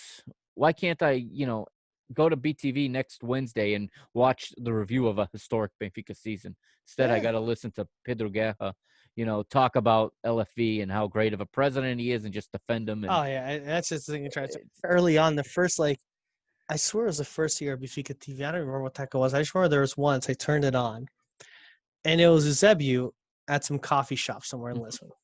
sitting down with someone, just having a cafe, Mm-hmm. talking about life and this and that, Yeah. and his history and what he likes to see now about the club and da da da. Da. I was like, oh, this is cool. Yeah. I loved it. It That's was so what you cool. you want to see. Give me them doing that with a Nuno Gomes. Give me that Let with me some get to guy know from these like the players as 70s. people, you know? What do they Yeah, do on their free time? They used to it's have that. They used to have that interview show. I think they still have it, but it's less notable people. But they brought in like a foreign player. I think it was Cristante at the time. yeah, So what do you do for fun? Oh, I like to fish. Like he's yeah, like, exactly. what do you like about living in Portugal? Oh, I love the way you guys make fish in Portugal. You know, in Italy we have pasta, but nobody makes fish. Like you get to learn these little nuances of these people, and you get Hey, to you humanize personify, him you more. humanize these players, and they're not just the guy you see on TV. Maybe we won't scream at them as much when they screw up if we know these. Maybe Yeah. if I find out Andre Almeida is this great guy, maybe I'm not so critical of him every Well, it's, time he, you know. exactly, and there's even like I remember I forgot what I was watching once. It was something it was a different program, not Benfica related. It was, I think it was Xavi. He loves wine. It has a winery and Uh yada huh. yada yada. And they're kind of going around wine tours and how he got Yeah. his dad involved and his dad runs it. And, the stuff like that. I'm like, this is content that I think because Benfica is the club and you own the station, own the TV rights, and you Right. got these players. You have them there. You can grab them, and then you got the legendary guys that are always by the club. You can grab them and Right. go, "Hey, what are you up to nowadays?" Oh, I've been fishing, like the fishing one, stuff like that. Yeah. Like that stuff is like What do you do for fun? You know, it's great to it's learn this stuff. it's cool, it's fun, it's entertainment, it's neat, it's content. It's not getting into the heck. If you could be playing good or poorly, Right. I can There go in and watch this and enjoy it. there used to be a show, I think it was called Top to Crack or something like that, and Ana Moreira was the reporter. She would go around with one of the Modalidades players, Yeah, and they'd count down their 7 favorite songs in their pregame, mix. yeah, And it was cool. You'd get to know this guy, and oh, this guy likes, this Brazilian samba song from yeah. 1962. He listens to it before every basketball game. It's It's cool. hilarious. You get It's to know fun just about to, people. but it's that's the type of content which I think they have such easy access at their Hmm. fingertips. I think they're squandering. Yeah. Um, I think this constant, like, I have no interest in watching any talk show on Benfica, No, which me is either. like related to analysis on the current team, because I feel it's so against the rules to criticize that it gets Yeah. to the point where I can't watch this. I love the team, but I can't watch like someone just on their knees Yeah. groveling, And I mean, especially when things aren't going right. even like the post game show, they'll bring in, and this is a very typically Portuguese thing to do that is hilarious. Nobody else does this. They'll bring in a referee to criticize the referee. And, Yeah, it's like Antonio Rola comes in every time to basically, if Benfica loses, yeah, criticize the referee and find every mistake he made. And if they win, yeah. praise the referee. Oh god, yeah. No, no kidding. Yeah, I agree. They have that, and that's a whole other circus in itself how they run with the referees. And I think again that goes back to the Liga. I think the Liga allowing the level, like I know in the EPL, there's like no There's no, patience for any. yeah, right. No tolerance for Yeah, criticizing officials. we're here. It's if you don't do it, you're doing a bad job as a club. Like Literally, they're like, you're not defending your team or something. there's a few years back where we had like Porto was all over the refs so hard, Yeah. and I remember Lucio Vieira and the club got a lot of flack saying, "Hey, you're not doing it. You got to do it more." And they've been on a campaign Yeah. to go out of the referees. They really hard to out of the referees, and everyone's like, "Oh, there we go. Now you're doing your job." It's like, yeah. I'm like, I think the Liga should like rein this in on all sides, but Yeah, it's a lack of, I think it's a lack of a professionalism around the board in Portuguese football, from the players to the management to the media. There's just I mean, even when you watch a press conference, these journalists ask stupid questions. Like the guy just lost. Well, do you think that, so and so not training yesterday affected your decision today? And it's like basically trying to light a fire, trying to feed gasoline into a fire so they can have an easy time writing their articles the next morning. I found Lodge was really good at handling that. At first, Uh, especially, at yeah. first, it was he would laugh it off, and kind of. I remember they once brought up his salary, Yeah. like, "Oh, you're making 500,000 a year," and it's like, and he asked him something about his 500K he makes or whatever it was, because his salary is low compared to like the regular, Benfica manager, let alone Big Three manager. And he just got a shot back of like, okay, that has nothing to do with what's on the pitch. Do you actually have a question? Yeah. And it's like, Right. and he was pretty good at doing that. But it's the fact that it's like these guys got no shame. They're looking for that controversy. They're looking for that. Yeah. Sergio Conceição is like the perfect Portuguese media guy because he snaps, he freaks out, he throws a Yeah. fit. He eats the bait every time, Yeah. especially if his team was not playing well. If Porto underperform, it's a great show to watch. If Porto won, but Benfica also happen to win, they Yeah, can get under his skin and get him to yeah, flip out also. yeah. It's like because they'll just throw a few Benfica things. He'll throw a fit. It's good media for them, And I right? remember the time he walked out. It was a Champions League. He walked out of the he walked out of the press conference because there was questions about Bruno Fernandes being sold instead of about the way his team played it. He got so Yeah. pissed. He walked right out. Good for him on that, but I think it's funny though. It's but they know they get the reaction out of that guy. Yeah, exactly. And we'll see how JJ handles the media this time around. I know he said something about he's not going to enter into the mind games, but that's so much a part of Oh his yeah, DNA. good luck with that. Not entering into the mind games is him trying to play a whole new mind game himself. And And he was a much more subdued version of himself in Brazil because he knew he was outnumbered and he knew he was the outsider and he was a lot more humble, I guess you could say, but he was a lot more complimentive of his opponents. And to this day, the Grêmio coach still hates him, right? Renato yeah, Gaúcho. He went on. He's pissed that he's taken he's taken Everton yeah, Cebolinha away from Grêmio. And I'm watching ESPN Brazil, and the ESPN Brazil reporters telling Renato, he goes, "Forget that guy. Forget Jesus. He's gone." yeah. He's gone. Don't talk about it. I don't want to hear this He's guy's so name again. traumatized from these 4 matches that he just got absolutely Yeah. annihilated by him that he's still he's obsessed with George Jesus, even though George Jesus is gone. Oh man, it's funny. I do feel by the end of it, he was starting to get a little bit more of his He was he was iciness. Yeah, he was feeling comfortable and yeah. Well, basically the results are he the became the results are king of speaking. Rio. Yeah, I mean Yeah, there wasn't a single fan who had anything bad to say about him at the end. yeah. I kind of I view him as a mercenary coming here to do a Yeah, job right now. And it's all good, but there's pros and cons to that. The big con is he could care less how he leaves the club. He's getting paid as long as yeah, he can as long as he wins titles, which is good, is what we want, and does well in Europe. He himself opens up his own door for his next job or a bigger right. payday. Um, but then I hold no qualms that this guy will if the offer is better, just turn his back super quick on us, right? So Sure, that's why he wanted a 1-year contract. He got 2. He yeah, signed for 2, so you know that he's not coming here to retire. yeah, and that's why I kind of look at some of these deals, and I'm hoping any players we're signing right now under him are over 2 years because I don't Mhm. want a situation where He leaves and he's done everybody's gone and we with have a him. bunch of Yeah, guys like and we're uh, back to relying on our B crisis. Yeah, team to fill in every hole in the team. Yeah, exactly. We don't want to get into a Porto situation where all these players leaving as free agents, right? right. And we don't. Yeah, we don't want to get into that financial fair play violation area where we've got to sell everybody off just to break even. It's craziness, and it's one of those things where it's an easy trap to fall into because Yeah, right now we're desperate. We really want that attention from him, and and we got him, but hopefully we keep cooler heads. I kind of look at all these announcements of signings, and I'm excited right now. I'm of over the course. moon. Yeah. I'm thrilled. I'm like, this is cool. This is cool. Having these types of names flaunted around the club. This is what Benfica was supposed to have been doing a while back Right. ago, right? And it's because it's kind of like almost an abusive relationship. You got It neglected, and really now is. Yeah, you're it getting some really is. attention. We'd sit here, you on your show, me on mine. We'd sit here week after week just defeated with the way Yeah. the thing fell apart. Yeah, we keep coming back to this abusive partner, if you will, and they just keep beating us some more. And then finally, now we have the hope that with this manager and with uh, the change of priorities, that things will get better. I kind of feel bad both for Rui Vitória and Lage because Yeah. I feel in the sense that Rui Vitória was an unattractive type of manager. He played a very let's get the one goal and hold the result. Let's play a Hmm. little bit more defensive. Right.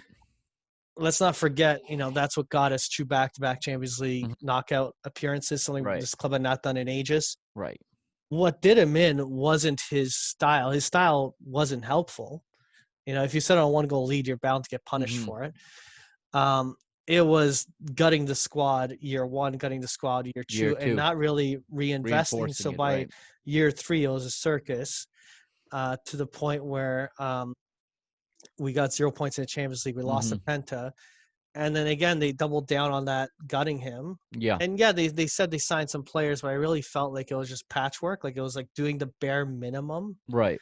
possible. And I don't know how, and people toss blame around whether it's him not asking for them or whatever the story, but as a president of the club, how you run the club, you should be seeing the trend where things are headed. And then when they get rid of him and you have unlimited money, we'll sign Mourinho and you have Lodge and we're going to get Mourinho. We're going to spend unlimited money on players and you don't sign anyone because Lodge did very well, but you didn't really sign players. And then coming this summer, yes, RDT, a couple of guys were interesting, but it's like the damage was done. And Yeah. even in the winter window, Lucio Fiat Sports come out and say, oh, but we signed Weigl. Right. I'm like, oh, Somebody's wasn't horrific. And we have No, there wasn't a Florentino. need for that It wasn't player. the Right. most. It wasn't the most critical. We needed a goal scorer or we needed a center back Right. desperately. Like you got the one position. Like we didn't need a midfield. The one place we were set. Yeah, when you had the Gabriel Tarat switching in the middle, you just had like Yeah. so many options in that middle. And I kind of looked at it like, hey, this signing is not what we need. And it just so I feel bad in the sense that I don't think those managers were the right managers for Benfica.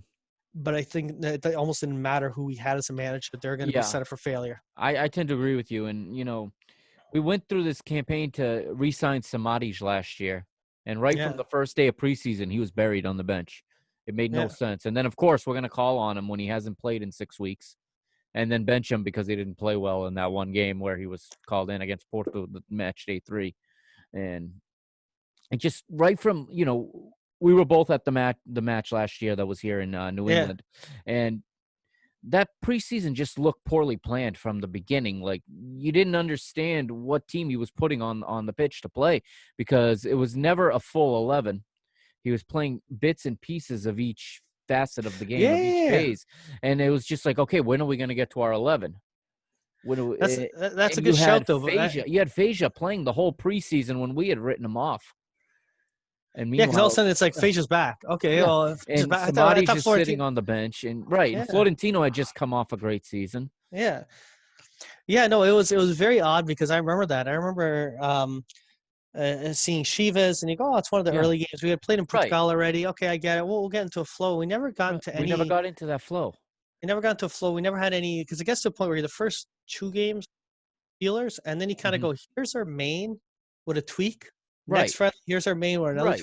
Maybe a couple of question marks, but you'd have 7 or 8 out of the 11 set. And I never. Yeah, and you kind of swap out a halftime wherever you got to do. But this one, it's like every match was very unique teams, different formations. Right.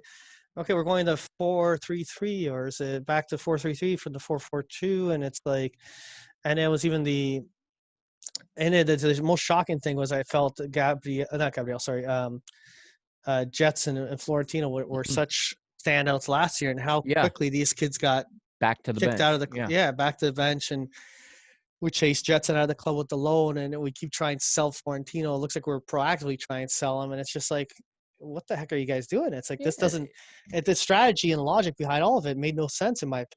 And then we have an Andre Almeida who's already not a first choice right back. Yeah. And he's injured. We're going with an 18-year-old left back as our starting right back to start the season. It makes no sense. We finished the season with an 18-year-old right back at left back. It was like the team was never constructed to really succeed this year. It was the bare minimum to try to win a Liga NOS title, and that's the problem. And then you kind of go back, and this is where things come full circle on the financial side, isn't it? And the same span, the last 3 seasons, we made of that massive amount of money. That's 472 million, because I have the numbers in front of me. 472 million. We spent of that money 100 million. Like, and if you go back years prior, like you go like. If you go, let's say, George Juge time, like first 4 years of George Juge, the club spent 145 million, and the club made 155 million. Right. It used to be a time where you made the money on the sale, spent it, you kept a little bit for debt. Kept a little bit, right. And then all of a sudden, that's like a ratio where you're spending like 90 to 80% of what you make in the transfer market. You knew there's like you're losing 10% on the top for certain fees, certain overhead costs, for debt, for other stuff going on.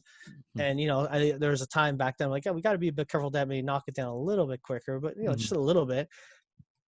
Last 3 years, again, 100 million spent. People go, oh, yeah, you compare it. It's still similar spend. I'm like, well, it's a decade later. Prices are completely different there's now in the inflation, market. first of all. Yeah. And you're spending basically, that's pretty much works out to less than 20% of the budget Mm-hmm. is what you're spending. So it's like, of course, you had this scenario where it's like, whoa, what's the game plan here? Like we had a situation where, again, going back, if you went back-to-back knockouts of the Champions League with Mm-hmm. the right investment, they could have kept doing that. They could have won a penta, Right. and they could have just been doing what Juventus in a sense is doing, which is owning Serie A and owning the league Right. and focusing on Europe and or trying to at least. And it's just now we're trying to rebuild so we can win domestically again and try to Yeah, and you that's could even say we had favorable draws to advance every time in the Champions League. especially the past while. Yeah, the I past think 3 at least, I would say, where we failed, yeah. but the draw has been favorable enough to advance.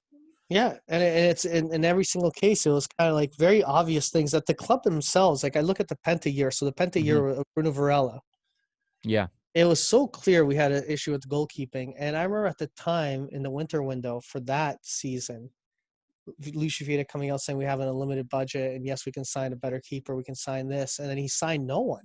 Right. And then we narrowly lost the Penta, and you kind of saw Yeah. this gap. Yeah. And it's like these gaps we see time and time again where you're like, okay, well, what are you doing to fix it? It's and I think this year was too little too late when they tried doing it because they Yeah. did try. I felt they tried with RDT in a few signings, but it just Yeah, wasn't. and they tried to bring in Diego Souza in the market in the January window for Yeah, whatever reason, but just it seems no, like they tried to make moves for the sake of making moves so that yeah. we It's just would to back say off them. it's Yeah. yeah, it's the lowest cost Yeah. move that they can make. Say, Right. hey, look, we did something, and they kind of went, oh, RDT didn't work out. We made our money back. I'm like, so what we did is we spent 20 million RDT. He completely failed. We got 20 million back, and then we got Diego Souza for free. Who's like a Yeah, lesser version of RDT. He's a similar player, not quite as gifted, and but he plays the and same exact game that RDT does. It didn't work with RDT, so let's bring in a low cost Diego Souza and see if that works. But we yeah, and didn't it was address any of the needs we actually had. yeah, and I think that move with Diego Souza was complete timed at the time with the Chinese club, Hmm. China, and bringing in the Chinese to do that big event. That's true. And it was if you could try to do something maybe as I a didn't think of friendly, that aspect, but you're right. Now that you bring yeah. that up, And it's like one of these things where it's like, okay, you're putting the marketing and business side ahead of the product on the pitch, right. and that Which is what they do when they roll out, the type of team we did in the first match day of the Champions League to take yeah, on Leipzig. God, what a disaster that was, yeah. But yeah, no, that's I'm just glad that now we're in a situation where Lucio Vieira's in a panic. He's scared he's going to lose his job, so now he's Hmm. kind of going to people who know how to run teams, going Yeah. to George Jesus and going, hey, what do we need here? And he's basically telling them as it is, and they're spending, and he's given the budget. It's sad because I think this now I get scared of reckless spending. I think Hmm. it's good that we're spending, but and these signings sound great and hopefully it works out, man. That's all I got at this point. You're kind of now on hopes, right? Yeah, Yeah, because it's like exactly. almost like you're gambling. You're putting it all on red, and here we go. Let's see. Hmm. And you talk about Luis Felipe Vieira and his position. Now, you had the pleasure of having one of his competitors on your show, Yeah, which was it was mind blowing to watch. And a lot of what he said, I had a feeling of, right? So you had Rui Gomes da Silva on, and I was yeah, watching Alex's reaction to a lot of what he was saying, and yeah, his jaw was just dropping. Um, Now you've had a couple weeks to kind of digest it. What do you think now after having talked to him, and now that you see another contender in the race in Noronha Lopes, and yeah. what are you thinking now 2 weeks later? You know what? I gotta say, I gotta give credit where it's due. I think Rui Gomes is going out to as many Hmm. people that are willing to talk. And he's Yeah. talking to Bifikishas. Um, I know. At the end of the day, these are elections. There's a political aspect to it. I know Right. there's a bit of spin to it. I get that. Sure. But in talking to him, I honestly felt the guy is a Benfica that Hmm. wants to see the product on the pitch improve and cares a lot about what's on what's going on. And so that to me, you could just sense it, the love he has for the club. Hmm. Lopes, I see the fanfare for him. I see the amount of attention he's getting. I think right now, really, there's a mentality of anyone but Lucio Fieta, Right. and who's got the most momentum, and let's park our cart behind that Behind person. that guy, yeah. Yeah, so I could see the momentum. Lopes came out of the gate running. Hmm. Um, polar opposite in the sense of Rui Gomes, where Rui Gomes is putting himself out there, Right. and Lopes isn't really doing that. He's meeting privately with individuals. Yeah, you can see his corporate background in Lopes. You know, Yeah, I looked into him, and he rose to the ranks at McDonald's yeah, International and McDonald's Europe, and you can see he plays a more corporate game, whereas Gomes da Silva is this champion of the people, if you will, and yeah. like I said to you, I had tweeted you that it made a huge impression on me that he was willing to come on your show and speak English. Yeah, and that in itself was kind of neat. So we went back and forth for a while chatting, trying to arrange this interview, and then I let her know, our show appeals to the English fan base, and Right. um, would you be comfortable if I was to say anything in English? How's your English? Out of curiosity, he said, "Oh, I'm quite comfortable in English," and that was kind of so. I'm like, would you be able to answer in English, or would you, I told him like do whatever is comfortable for you. Right. You're my guest. If you want me to speak in Portuguese and you speak in Portuguese and I subtitle it, it is what it is. If you're cool if I say a few things in English so the English audience can hear it, and then I subtitle your Mhm. Portuguese response. And he's like, oh, so the majority of your listeners are English? I'm like, yeah. And I kind of explain. And he's like, you know what? No, I'm not the best, but I'd rather do it in English. The majority of your listeners are English. I want to talk to Benfiquistas directly, right? Mhm.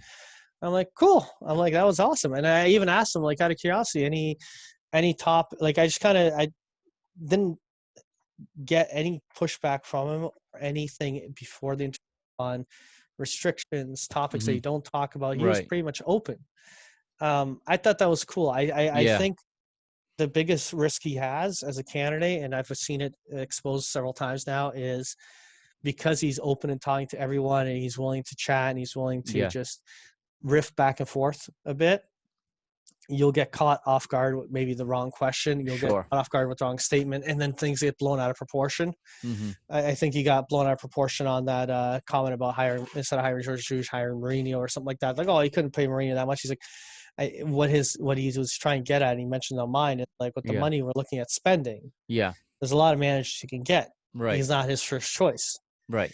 And everyone's like, oh, he's saying that money is what Mourinho gets paid. He doesn't know football. I'm like, that's not it. Like, you're Right. missing the point, but Well, it's just the and way he speaks. politicians deal with that all the time, and Yeah. their words can easily be twisted. And Rui Gomes da Silva said he has a background in politics, so it's nothing new to him. But their words Yeah. can get twisted out of context, and next thing you know, you're defending a statement that's not what you said. Yeah, it's really gets away from the message, and Hmm. I think Lopes has more of that. I agree with you, that corporate background, that success. He has more of that Hmm. cachet. I think people are looking at everything like a business. The only thing I look at, even regardless of who wins, let's say Lopes wins, right? Let's say he's got the momentum. The one thing I hope when he wins, that he goes in with the full knowledge of having seen firsthand, is the current guy was a business focused guy, a savvy in the. I'm not Exactly. taking that away from Luis Vieira. He's done a lot of good things. Yeah. Um, but he took his eye off what was going on the pitch. Right. These guys got ticked off, Hmm. and no matter what he did for them, they kicked him out. Yeah. And so he goes in going, I'm a savvy business person. I don't know. I don't want to accuse him of not knowing football, but I'm just going to put him in the bucket as a Luis Vieira, where he's a guy Hmm. that maybe is business first, but knowing full hand that he'll be out of a job if he doesn't recognize things are going wrong on the pitch. Right. And that to me should be the main lesson. I hope if Luis Vieira wins, that he narrowly wins and he gets that fear of God. Obviously, you can see what the way he's spending, Yeah. and he knows he's on notice and he doesn't screw around anymore. I have never seen Luis Felipe Vieira like this. You can see Oh he no, knows, he's panicked. he's in for a real fight this time. And I've never Uh, seen the whole Benfica apparatus, from the press conference with George Juice to yeah, BTV to Benfica Twitter to like all the official outlets campaigning for him, right. basically And then every independent outlet like us and Basic criticizing him. Independent, exactly, or at least trying to level the playing field and trying to balance out the coverage, because it does feel like voices are being silenced, and you know, Yeah, it feels it's being silenced. It feels like it's almost being mocked to a certain extent by sure, by yeah, by the club, and it's a bit of a power struggle right now. Is it this club of the people, or is it a club of the the top few? business, right. And you always hope the people win out. I really You do, hope so, right. and I hope, if anything, if Lucio Vieira still gets reelected, that he's gonna come away very wounded from it. Hmm. and knowing full well and he's on change. notice Yeah. that that's it. It's not his toy, but I get scared of the short sightedness. I think all these exciting signings, and if we get a good start to this following year, could get people to go, Yeah. things are great. Look how good things are. And it's, yeah, they are. But why are we in this situation today? Yeah. And Not losing sight. one thing Rui Gomes da Silva spoke about with you guys, and I noticed this is where Alex was shocked. He talked about the involvement of George Mendes. He wasn't shy about it. Yeah. And even where I've worked at the fourth division in the United States, the agents wheel their power around. You drop a player, and next thing you know, he's in your locker room saying this isn't what we agreed to. Yeah. And it didn't surprise me to see that, but I'm glad he said that because a lot of people they don't understand that side of the game. They see 11 players go out and they think, and this happened with Bruno Lage a lot. I felt like because Bruno Lage has a weaker personality or a more passive personality, I think he got, kind of pushed aside a lot by stronger personalities, whether it be Luis Felipe Vieira, Jorge Mendes, whoever it was. But, Rui Gomes da Silva kind of tended to this.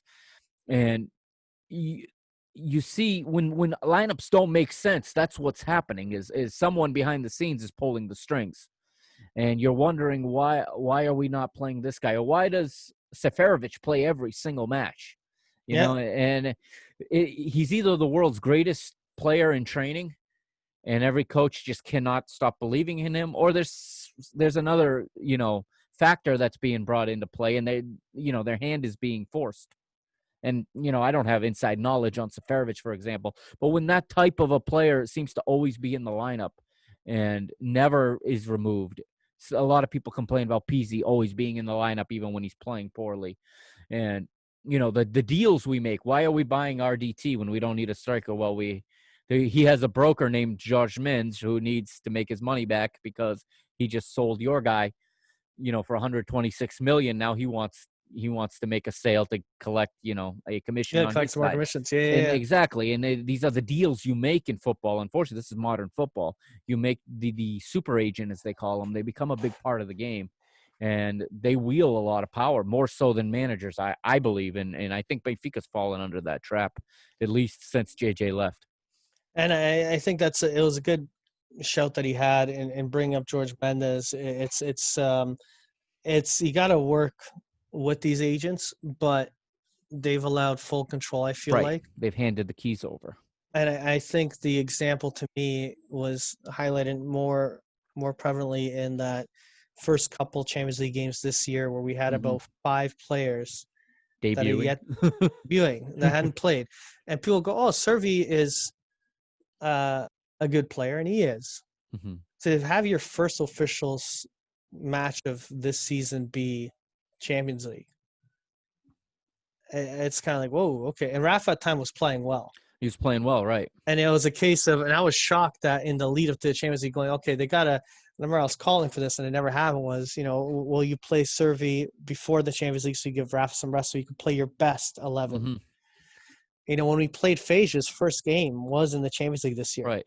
He played preseason because we were trying to offload Faja. We couldn't. Yeah, we were offload trying to him. sell him. It was a shop window. We're gonna play Faja as much as possible and hope somebody comes in with an offer. Never mind what it does to our staff, and to our 11. And so this is where the agent and upper management, the club, puts its finger on the pitch, and people go, it's not the president that selects the starting 11. I'm like, it's not, but the influence was that Faja was to play all the games in the preseason as much as possible to get money made. Yeah, and Tomáš Tavares is going to play in the Champions League because, the president was already touting him at the end of last season. Yeah, David Tavares got 2 games this season. He got Champions League, yeah, and he got one Taça de Liga, yeah, and that's right, it.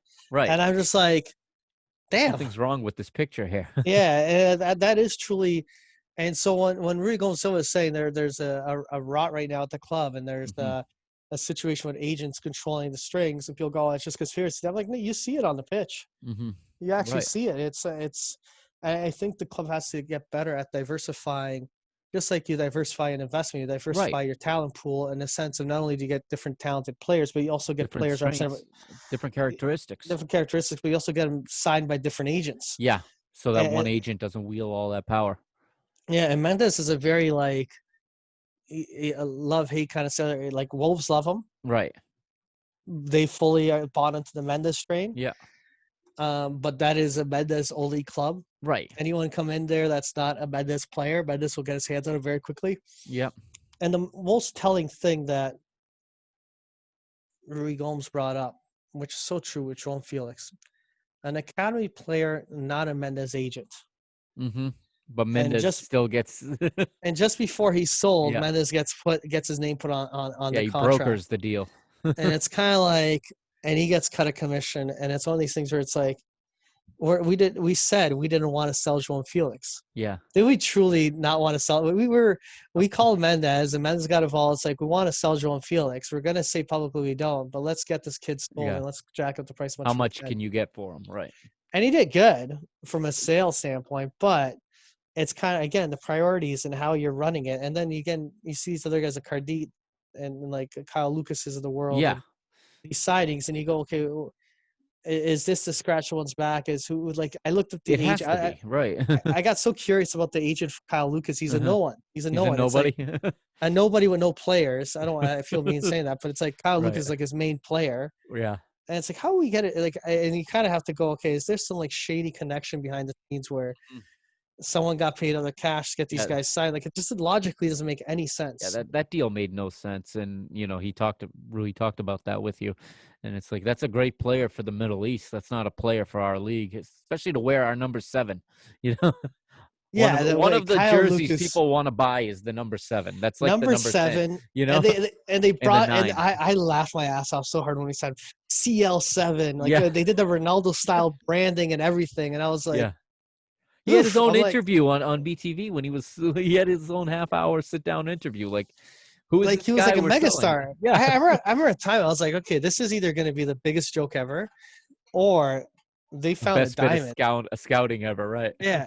And at the end of the day, it was the biggest joke ever. It truly Right. was. It was like, what the frig was it? Of course, this is a joke. Yeah. So it's like, I was waiting for Ali G to come out of that interview to go like, I got you. You know what I Right. mean? Like, this was like those interviews where he punks people, and it's like, that's what it felt like with this guy. It's like, okay, are we serious? Really? Okay. Right. All right. The last thing I'm going to ask you before I let you go, we're going on almost 2 hours Yeah. here, is the question everybody, can Luis Felipe Vieira lose this election, do you believe, the way it's set up? I think he can, because of the momentum that's building up Mhm. against with Lopes. I really think so, because Lopes is, before what Rui Gomes Mhm. is, he was painted like a madman at times. Right. Painted like, here's this guy's a fanatic. He clearly loves Benfica. No one's doubting that, but he's not. He's Mhm. gonna put us in a crisis. He's a better guy to have in the stands, not in the Mhm. boardroom. Blah blah blah blah. Right? You got a guy that's like a bigger businessman, Luis Vieira now. Right. Your whole like, listen, we gotta be smart with our money. It's like, yeah, that guy's better than you. It's like, okay, there goes. It's like, there goes your prime cornerstone of what Right. your argument is. Right. So now his panic is, let's spend and get. Look what I'm doing on the pitch. I'm like, oh, Yeah. hopefully people don't have a short mindset. Right. I feel there's a lot of people really ticked off. I think people are livid with Mhm. the way that the social media structure of Benfica Mhm. is campaigning on behalf of Luis Vieira. That's Right. not supposed to Which is happen. not their place. This is the first time ever, because historically, pre Luis Vieira, we never had Benfica TV. Right. We had a magazine, a newspaper, Right. and it was always like viewed as like a socio-run newspaper, Mhm. which are both talk good and badly of the Mhm. candidates. Right. And now we have this construct of BTV, Benfica Twitter, the website, It's like state television. yeah, and it's all like campaigning on behalf of Right. the president, hard, refusing to do debates, refusing to discuss the candidates. It's like all this attention. And so sometimes I go, am I in the Twitter bubble? Am I in the social media bubble too much, where this guy is picking up momentum? But every time I see polls, it seems like I think there is a real chance he could lose. I really Mhm. do think so. And I think if we're due for change, we need it. I think we need to have new people looking at the books, because that's how you get rid of Mhm. complacency Right. and some of these leeches that have latched onto the club. What concerns me is that you have 3 candidates splitting opposition votes Yeah. against, and I think Luis Felipe Vieira has his base, which isn't gonna waver very much. So I'm wondering how that dynamic is gonna evolve as we get closer to the election. If the other guys are gonna get behind whoever the clear front runner is. If I was Lopes, because clearly he's got the momentum right now, and you Hmm. kind of wait until you get till September or whatever, I would go if it comes September, a month before the election, things are looking really in his favor. Hmm.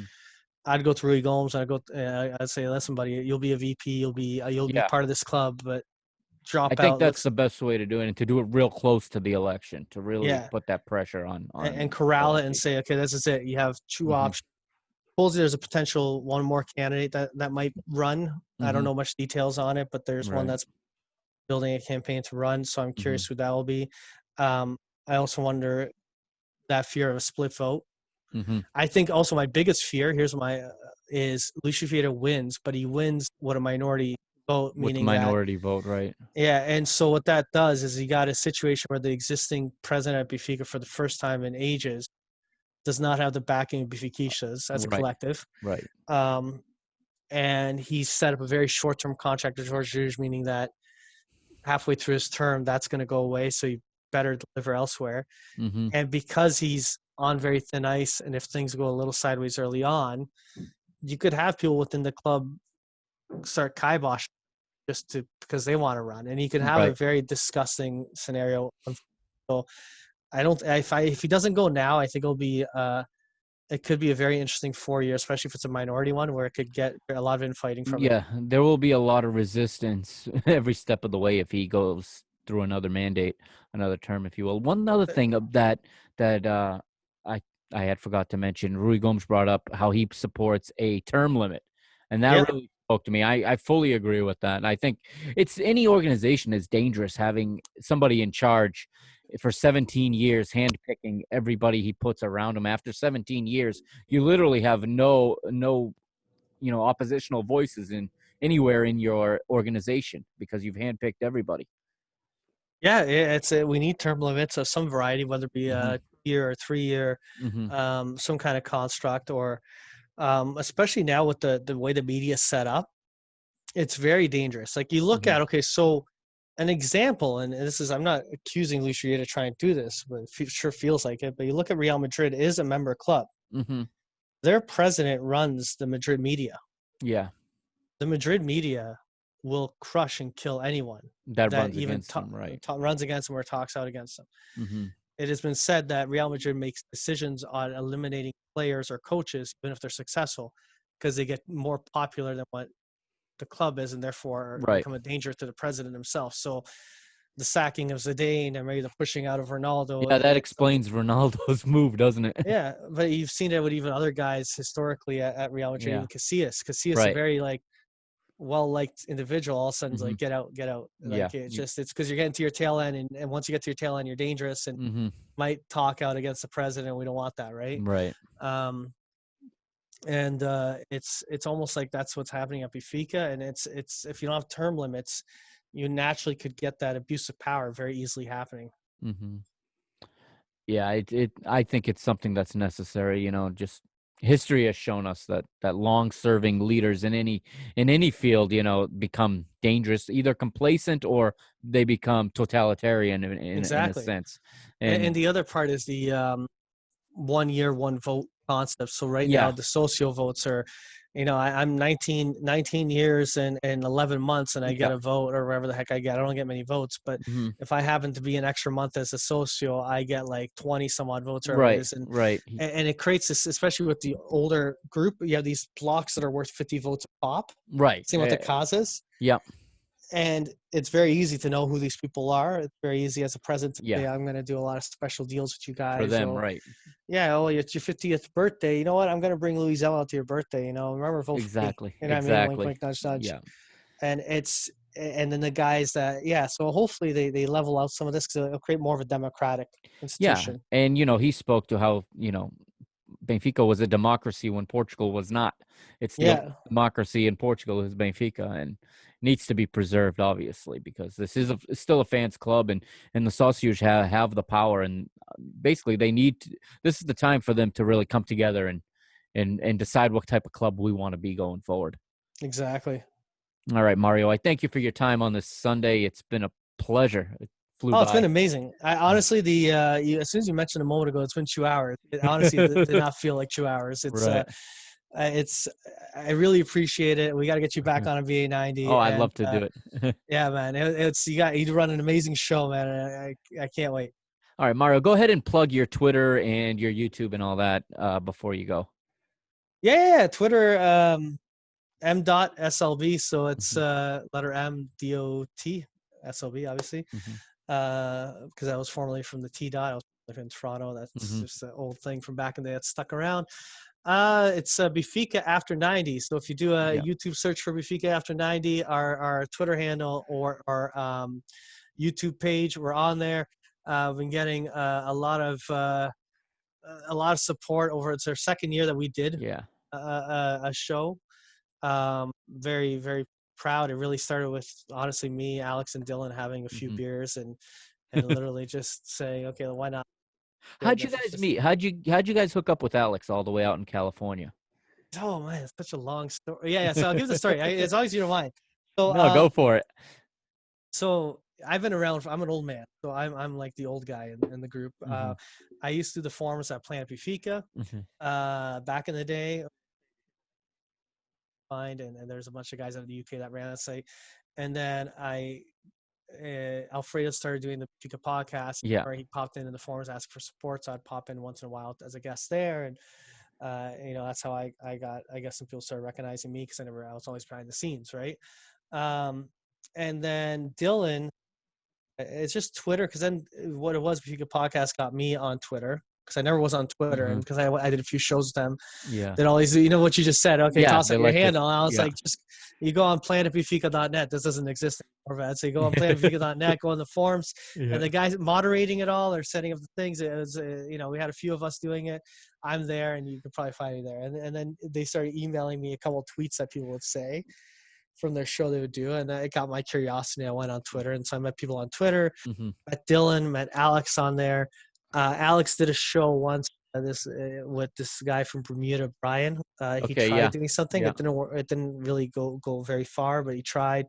And we're getting connected. I'm just lately on. And then Dylan had talked to Dylan before, and we had we just would shoot the shit, for lack of better words, Benfica. And then there was the ICC Cup 2 years Hmm. ago, New Jersey, Juventus, right? Yeah. I remember that Yeah. one. Yeah. And we did a big tailgate, and Dylan was there. He came down. He doesn't live too far away. He lives like 45 minutes away from me, to Yeah. be honest. So a bunch of us from Canada went down. A bunch of us in the U.S. had some people from Portugal down. Hmm. We set up, and Dylan was there. We were talking, and we were just, I don't know, chatting. And then Dylan started chatting with Alex. He's like, "Oh, it'd be cool to have a show. You did one before, Alex." And the two of them asked me, "Would you be part of it? Help us, do it, and it'd be the three of us to do the show." And I was like, yeah, I don't know how much of this I could do. And then we kind of just came up with this idea after Benfica's done playing. I was like, well, Yeah. you watch all the games. I'm like, yeah, I try to as much as possible watch every Yeah. single game. That's like, yeah, we just talked for like 20 minutes. It's like, and it started early on, like 30 minutes, and now these Yeah. things go for an hour. And Yeah. I keep joking with Alex, man, we gotta cut this back. I'm like, this is too long. But that's how it started. And Yeah. then Luigi, I would chat with him online. Yeah. He is absolutely hilarious. This guy, in terms of what he does Yeah. with his own channel and stuff, because he loves to goof off and have fun. And yeah, we started the channel, and then just because life got really busy for Dylan, he had Hmm. some items that happened. His father got ill for a while, and he helped Hmm. his family business. Just this year, he couldn't follow as much Rafika, so Luigi really stepped in and it kind of became part of the show that way. Yeah. And And it's been good. he's a nice addition to your dynamic too. It's a fun mix because you It is got a like fun mix. Alex is his own cat out in Yeah. California. I love Right. Alex to bits. I love Luis to bits. Myself, we all have very Hmm. there's like-mindedness, but there's a Yeah. very different personality Yeah. between the There's three of unique us. personalities. Yeah. Yeah, and it's fun, man. We get along well, and and the time zones. My God, the toughest thing That's with got to be fun. oh God, it's funny now. Now off the top of my head, I'm really good with like it used to be back in the day Yeah. when someone said a time in Portugal, they'd be like, "Oh, Benfica plays at like 10 o'clock in Portugal." I'm like, "Oh, what time is that in Canada?" I'm like, "Oh yeah, 5 hours." And I start flipping it backwards very, Right. very slowly. Um, and then especially with Alex being in California, he's a Pacific time zone, right? Yeah. And Luis being in the time zone out in the UK. Now it's like right away, it's like, You oh, know, you got go- those time zones down. It'll be like, oh, let's do a show. I mean, 3:00 my time, so 12 for you, Alex, Yeah. 8 for you, Luis. It's off the top of my head now. It just like rhymes off like time zones, which is comical. Um, yeah, it's done well. I just brought it up. I think we got like 20,000 views, which is Yeah. like shocking on the page for the Benfica After 90. And Uh-huh. yeah, we're trying to do a few more things here for this upcoming season. It'll be the third year, but it'll be good. And congratulations again on the season. I know you had your season finale essentially last night. Um, what surprises me a lot, and I've heard some of the other projects talk about. Here we are talking Benfica in English, right? Yeah. And here we have this following in Portugal of Portuguese-speaking Benfiquistas that really appreciate what we bring. Yeah. And it's really cool I think that's kind of a nod to Portuguese people and their open-mindedness that I never would have thought, that I'd be hitting, a podcast chart in Portugal, not in the United States, for a podcast in English by, an American. You listen, this is not the football hub of the world, obviously. Yeah. But people in Portugal who have Benfica in front of them take time every week to follow our content in English. I think to me that still blows my mind away. It's pretty wild because I've looked at some of our analytics and we get a lot of viewers from Mm-hmm. Portugal. Like Yeah. like that's still like the majority of our views is Portuguese. Yeah, it's the Portugal, same Portugal. here. Yeah. And I kind of go and I'm always like, I always thought it'd be more like Canadians and Americans. Yeah. And I wonder sometimes because I always joke with people here in Canada when they talk about, oh, Portugal's a small country. I'm like, well, it's 11 million people, but you have to understand that's like 22 million because there's Because 11 million living outside. right. Yeah, it's like just the way that the immigration happened, and these are card-carrying citizens, right? And so I'm like, there's this global presence. But I always find it funny. We get the odd person once in a blue moon that goes, "Hey, why don't you guys no falas português?" They'll like they'll make some comments. And I always laugh, saying, "Well, it's a complete English channel. It's Yeah, it's not what do you really want, the right?" mission. Yeah, it's like you guys got all your media out in Portuguese, and Yeah. you got a lot in the Benfica Independent. They're doing Yeah. really cool stuff, man. Right. I say, man, because those guys are right in the backyard. They're Oh, recording it outside must the be great. luge. They're able to maybe grab some guys in the coffee shops, this and that. Yeah. And it's pretty cool stuff they can do, which is amazing. And we're just out here in our little corner of the world because there's so many beaches out there trying to get out to them. And I tell people we're not just a Portuguese club. We're a big global We're a club. global Right? club, So, right? and it goes to show you go how many podcasts, and this is where I know a Portista that I argue a lot with, but Mm-hmm. I also talk to him quite often. That gets very livid with this comment, but I'm like, if you want to measure the size of teams, and it's a Yeah. stupid way of measuring, how many Benfica podcasts are out there? Yeah. How many different shows are there? And it's not because it's because there's so many more Yeah. of them There's so out many there. more of us, and And how many? And I'm not trying to pick on Roma. Roma's a big club, but I feel like there's a lot of Roma podcasts out there, but I feel there's more Benfica podcasts. Maybe because I'm Benfica, yeah. No, you're right. And this is funny. This is kind of off, but another project I'm possibly having in the Yeah. works is, and there. Do you know there is no Flamengo podcast in English anywhere? Yeah. See, it wouldn't And that's surprise a you. See, huge club. it's a big club, but it's And funny. in the English-speaking world, there's so many Brazilians. It blows my Yeah. mind that there isn't a Flamengo, English language podcast anywhere. Yeah. And it's funny. You So I see think that I'm you going to might try to jump in on that. it's a neat idea. You got Yeah. that. Even look at Boca Juniors. Boca Juniors, another huge club, You right? wouldn't see. Yeah, I'd be hard pressed to try to find anything in English, Right. And that's the difference between a United, a Real. I Yeah. put Benfica still in terms of like their Oh, they're popularity. there, right? Like Ajax, you see the odd bit for Ajax, but Benfica Yeah. carries you in a bigger weight internationally than And Ajax does. In terms Dortmund of, has like, a real fans. nice English language Yeah. podcast, The Yellow Wall. But Yeah. they have one. You look for Benfica. There's it seems like a new one Yeah. every week. There's so many of them out there, and I think it's a good community. Yeah. And I think also it goes to this is your team, this is my team, this is everyone Mhm. that listens. Yeah. This is your team. You are a member. There we have no owner. It's Right. it's a people's club. We have a caretaker, and that's it. Yeah, and it's just and there's something special about there were sometimes some of these other clubs in in the world, whether it be like an MLS team or whether it Mhm. be like a European team like a West Ham or something like that, that it is someone owns it and you're just a fan watching them Right. do what they do with the team. Whereas Mhm. I really feel all the Benfiquistas that pop up in our chat group, ones that go out on Twitter, the ones that go out and go to the games, the ones internationally. You have a say. You actually, this is your Yeah. team. This is your, to take an active role and vote when it comes time for the socio side. But you Right. also, what the team looks like is based on what you're doing, and that's in every shape, right? Mhm. Yeah, there's not many clubs anywhere in the world like and they've talked about it. We draw PSG does not want to draw Benfica ever in the Champions League because You don't we go want to that Paris embarrassment and again. it's a home game for Benfica, and we Yeah, one year in one of JJ's runs to the Europa League yeah. final. I think we hit a Portuguese community in every round until we got to It the was amazing. I remember that PSG game. yeah. And it was like I remember the headlines in France were like, "What an embarrassment!" There was more Benfica fans and PSG fans in Paris, in the stadium. It's cool, man. I love it, and the thing is, like, even like when they come here to North America, like it's a Mhm. huge ton of them. You come to Canada, you come to East Coast, the West Yeah. Coast, you will get some support, and people sometimes even here. I remember when we faced PSG in Toronto several Mhm. years ago.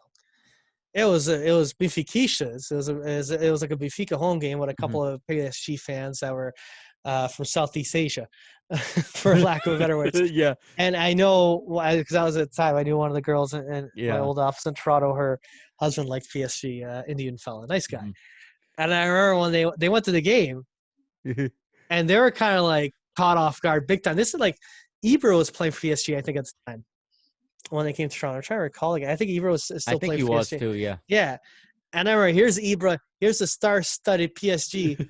They're gonna go face Benfica. Oh, I wish we got a United. This and that. And all of a sudden, go, man. And then when they come The in, man, stadium's red. it's all red. And I remember sitting there. It's like, yeah, man, it would have been kind of cool if we got like a Real Madrid or something against Benfica, because maybe we would have had like half and half fans. Yeah. But it's cool to face a team like PSG. It's nice for them to get a bit of Well, attention here and there. and Juventus, that game at Red Bull Arena with Juventus, New York is known for being like the Italian American hub. Yeah, And we go into, we into went, we went to Jersey Shore. we went to the Jersey and it's all Sure. red.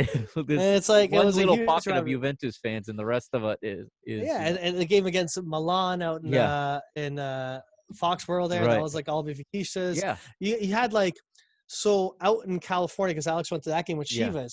It was heavy Chivas. That's Chivas' Oh yeah, backyard. that's their You're like backyard. I went and visited Alex about a year back, and I went there, and they talk about there being a lot of Mexicans in California. Yeah. Man, that is an understatement. Like it Oh is. yeah. You forget you're in the U.S. Yeah, it's an Um, extension. it's Mexicans everywhere. The taco trucks, the food, Yeah. the signs. You're driving on the street, you see all these Spanish signs everywhere. Yeah. It's like you are In another completely country yeah. almost. You're Yeah. you're almost in like a former colony in Yeah. Mexico, right? Which Right. technically well, it used to be part of Mexico back in It was the part of Spain, right? back in the day. Um, and so they had a big Chivas support, but you had a lot of Benfica fans still show up there, Yeah. all the way out on the other side of the world. If you actually look Right. at where Lisbon is to San Right. Francisco, geography speaking, and if they ever went to Macau and did a game, Can you you'd probably imagine have a that? ton Yeah. of Probably. Benfiquistas there also, And right? in the Portuguese speaking parts of Africa too, Benfica's huge. Yeah, I would love. you Actually, see it. I feel it's unfortunate, and I know it's money related, but I think it's long overdue. We do a game in Angola or Mozambique. Yeah, it's been a while. It's certainly been a while, and that used to be a regular end of the season trip for Benfica. That's something I learned looking at these old seasons, like 82, 83, when they went to after losing the UEFA Cup final, they went to Angola and played 3 games in Angola. Yeah, It used to be how they ended the season was going to the Ultramar as they called it, and and I hope playing that's for my those fear. fans. My fear is sometimes this club and reaching out for like, oh, let's get some Chinese fans or let's get Hmm. some other fans, and I want fans from all over the world following Benfica. They have such a huge following. I hope they don't forget that following. Right. Yes, Um, I agree. I know the U.S. has a lot of money, and I get the benefit of being next door as a neighbor in a sense, Hmm. where we get to see Benfica. Hmm. But take advantage of the fact that out in Angola, out in Yeah. Mozambique, and South Africa, there's a big amount of Oh yeah, fans out in these South are Africa. diehard fans that Yeah, live and die with the club every week.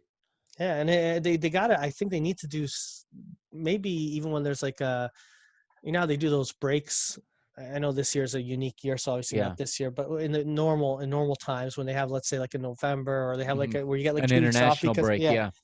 take advantage and even send a team down to Angola to do Yeah. a thing because Even I minus the international players, they'll be so yeah happy to see Benfica come in.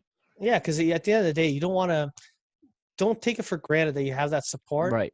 but you Which could I think lose it. sometimes it feels like the club does take them and us for granted that we're here, Yeah, we're subscribing to BTV every week, and they're worried more about the Far East and wherever, yeah, and and I think this is where like and I look and at they're it. not This is creating any content in English or French, which is the main languages your diaspora speaks. that's what I'm shocked with is that the club itself doesn't make a. I know they finally after many years put an English section Mm-hmm. and an English translation on their website. I remember for many years didn't have that. Mm-hmm. But I'm shocked they haven't done it a proper English. I know they got Benfica English now on the Twitter, Mm-hmm. but Yeah, on Twitter.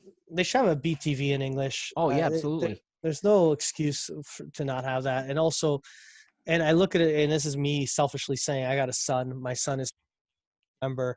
Me taking him to Benfica games, I'm passing that on the torch Yeah. to him. But I have had people. I know individuals here in Canada that are Canadians Mm-hmm.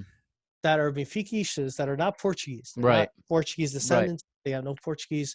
They, for some along the path, they fell They in love with found the Benfica. club, right? We got Pete out in. I always like picking on And Pete because I've yeah. personally met him before, Yep. and he's out in England. But he's your traditional Englishman, That loves and Benfica. You got he loves Marcus Benfica. in Germany. Yeah, and you got these people that, and it's like the Europeans they got Benfica because Benfica travels in Europe, Yeah. so you got that. Yeah. But you gotta get good at trying to not just grab old guys like us that Yeah. no matter what we love We're Benfica. gonna be here, Yeah, to the we're end, no here. matter We're here what. till we die. Yeah. But make sure you capture our kids and try to Mm-hmm. capture their friends and try to kind of and two ways you do it is these exhibitions, but also Content. get the job done in Europe, man. Yeah. You don't even if you don't win it, just perform, make Be it there. appealing. Yeah. Yeah. Anyways, man, I rant and rave like I always do. I hear Yeah. this. It's the typical BA90 ending where we say, "Okay, good, thank you so Yeah. much." Do your plug, and Yeah. then the show will progress. There's actually one quick The story. spin-off. When I was doing I did a little montage video to say Yeah. thank you for all the guests we had Yeah, this that year, was and a I great thought it video, by the was a way. fun little video. And I was trying to like find, okay, well, who's on this show? Who's on this show? I forget who the heck was there. Someone on one of our shows, Sergio from Mm-hmm. Toronto. That episode, the actual video part Yeah. ended pretty quickly.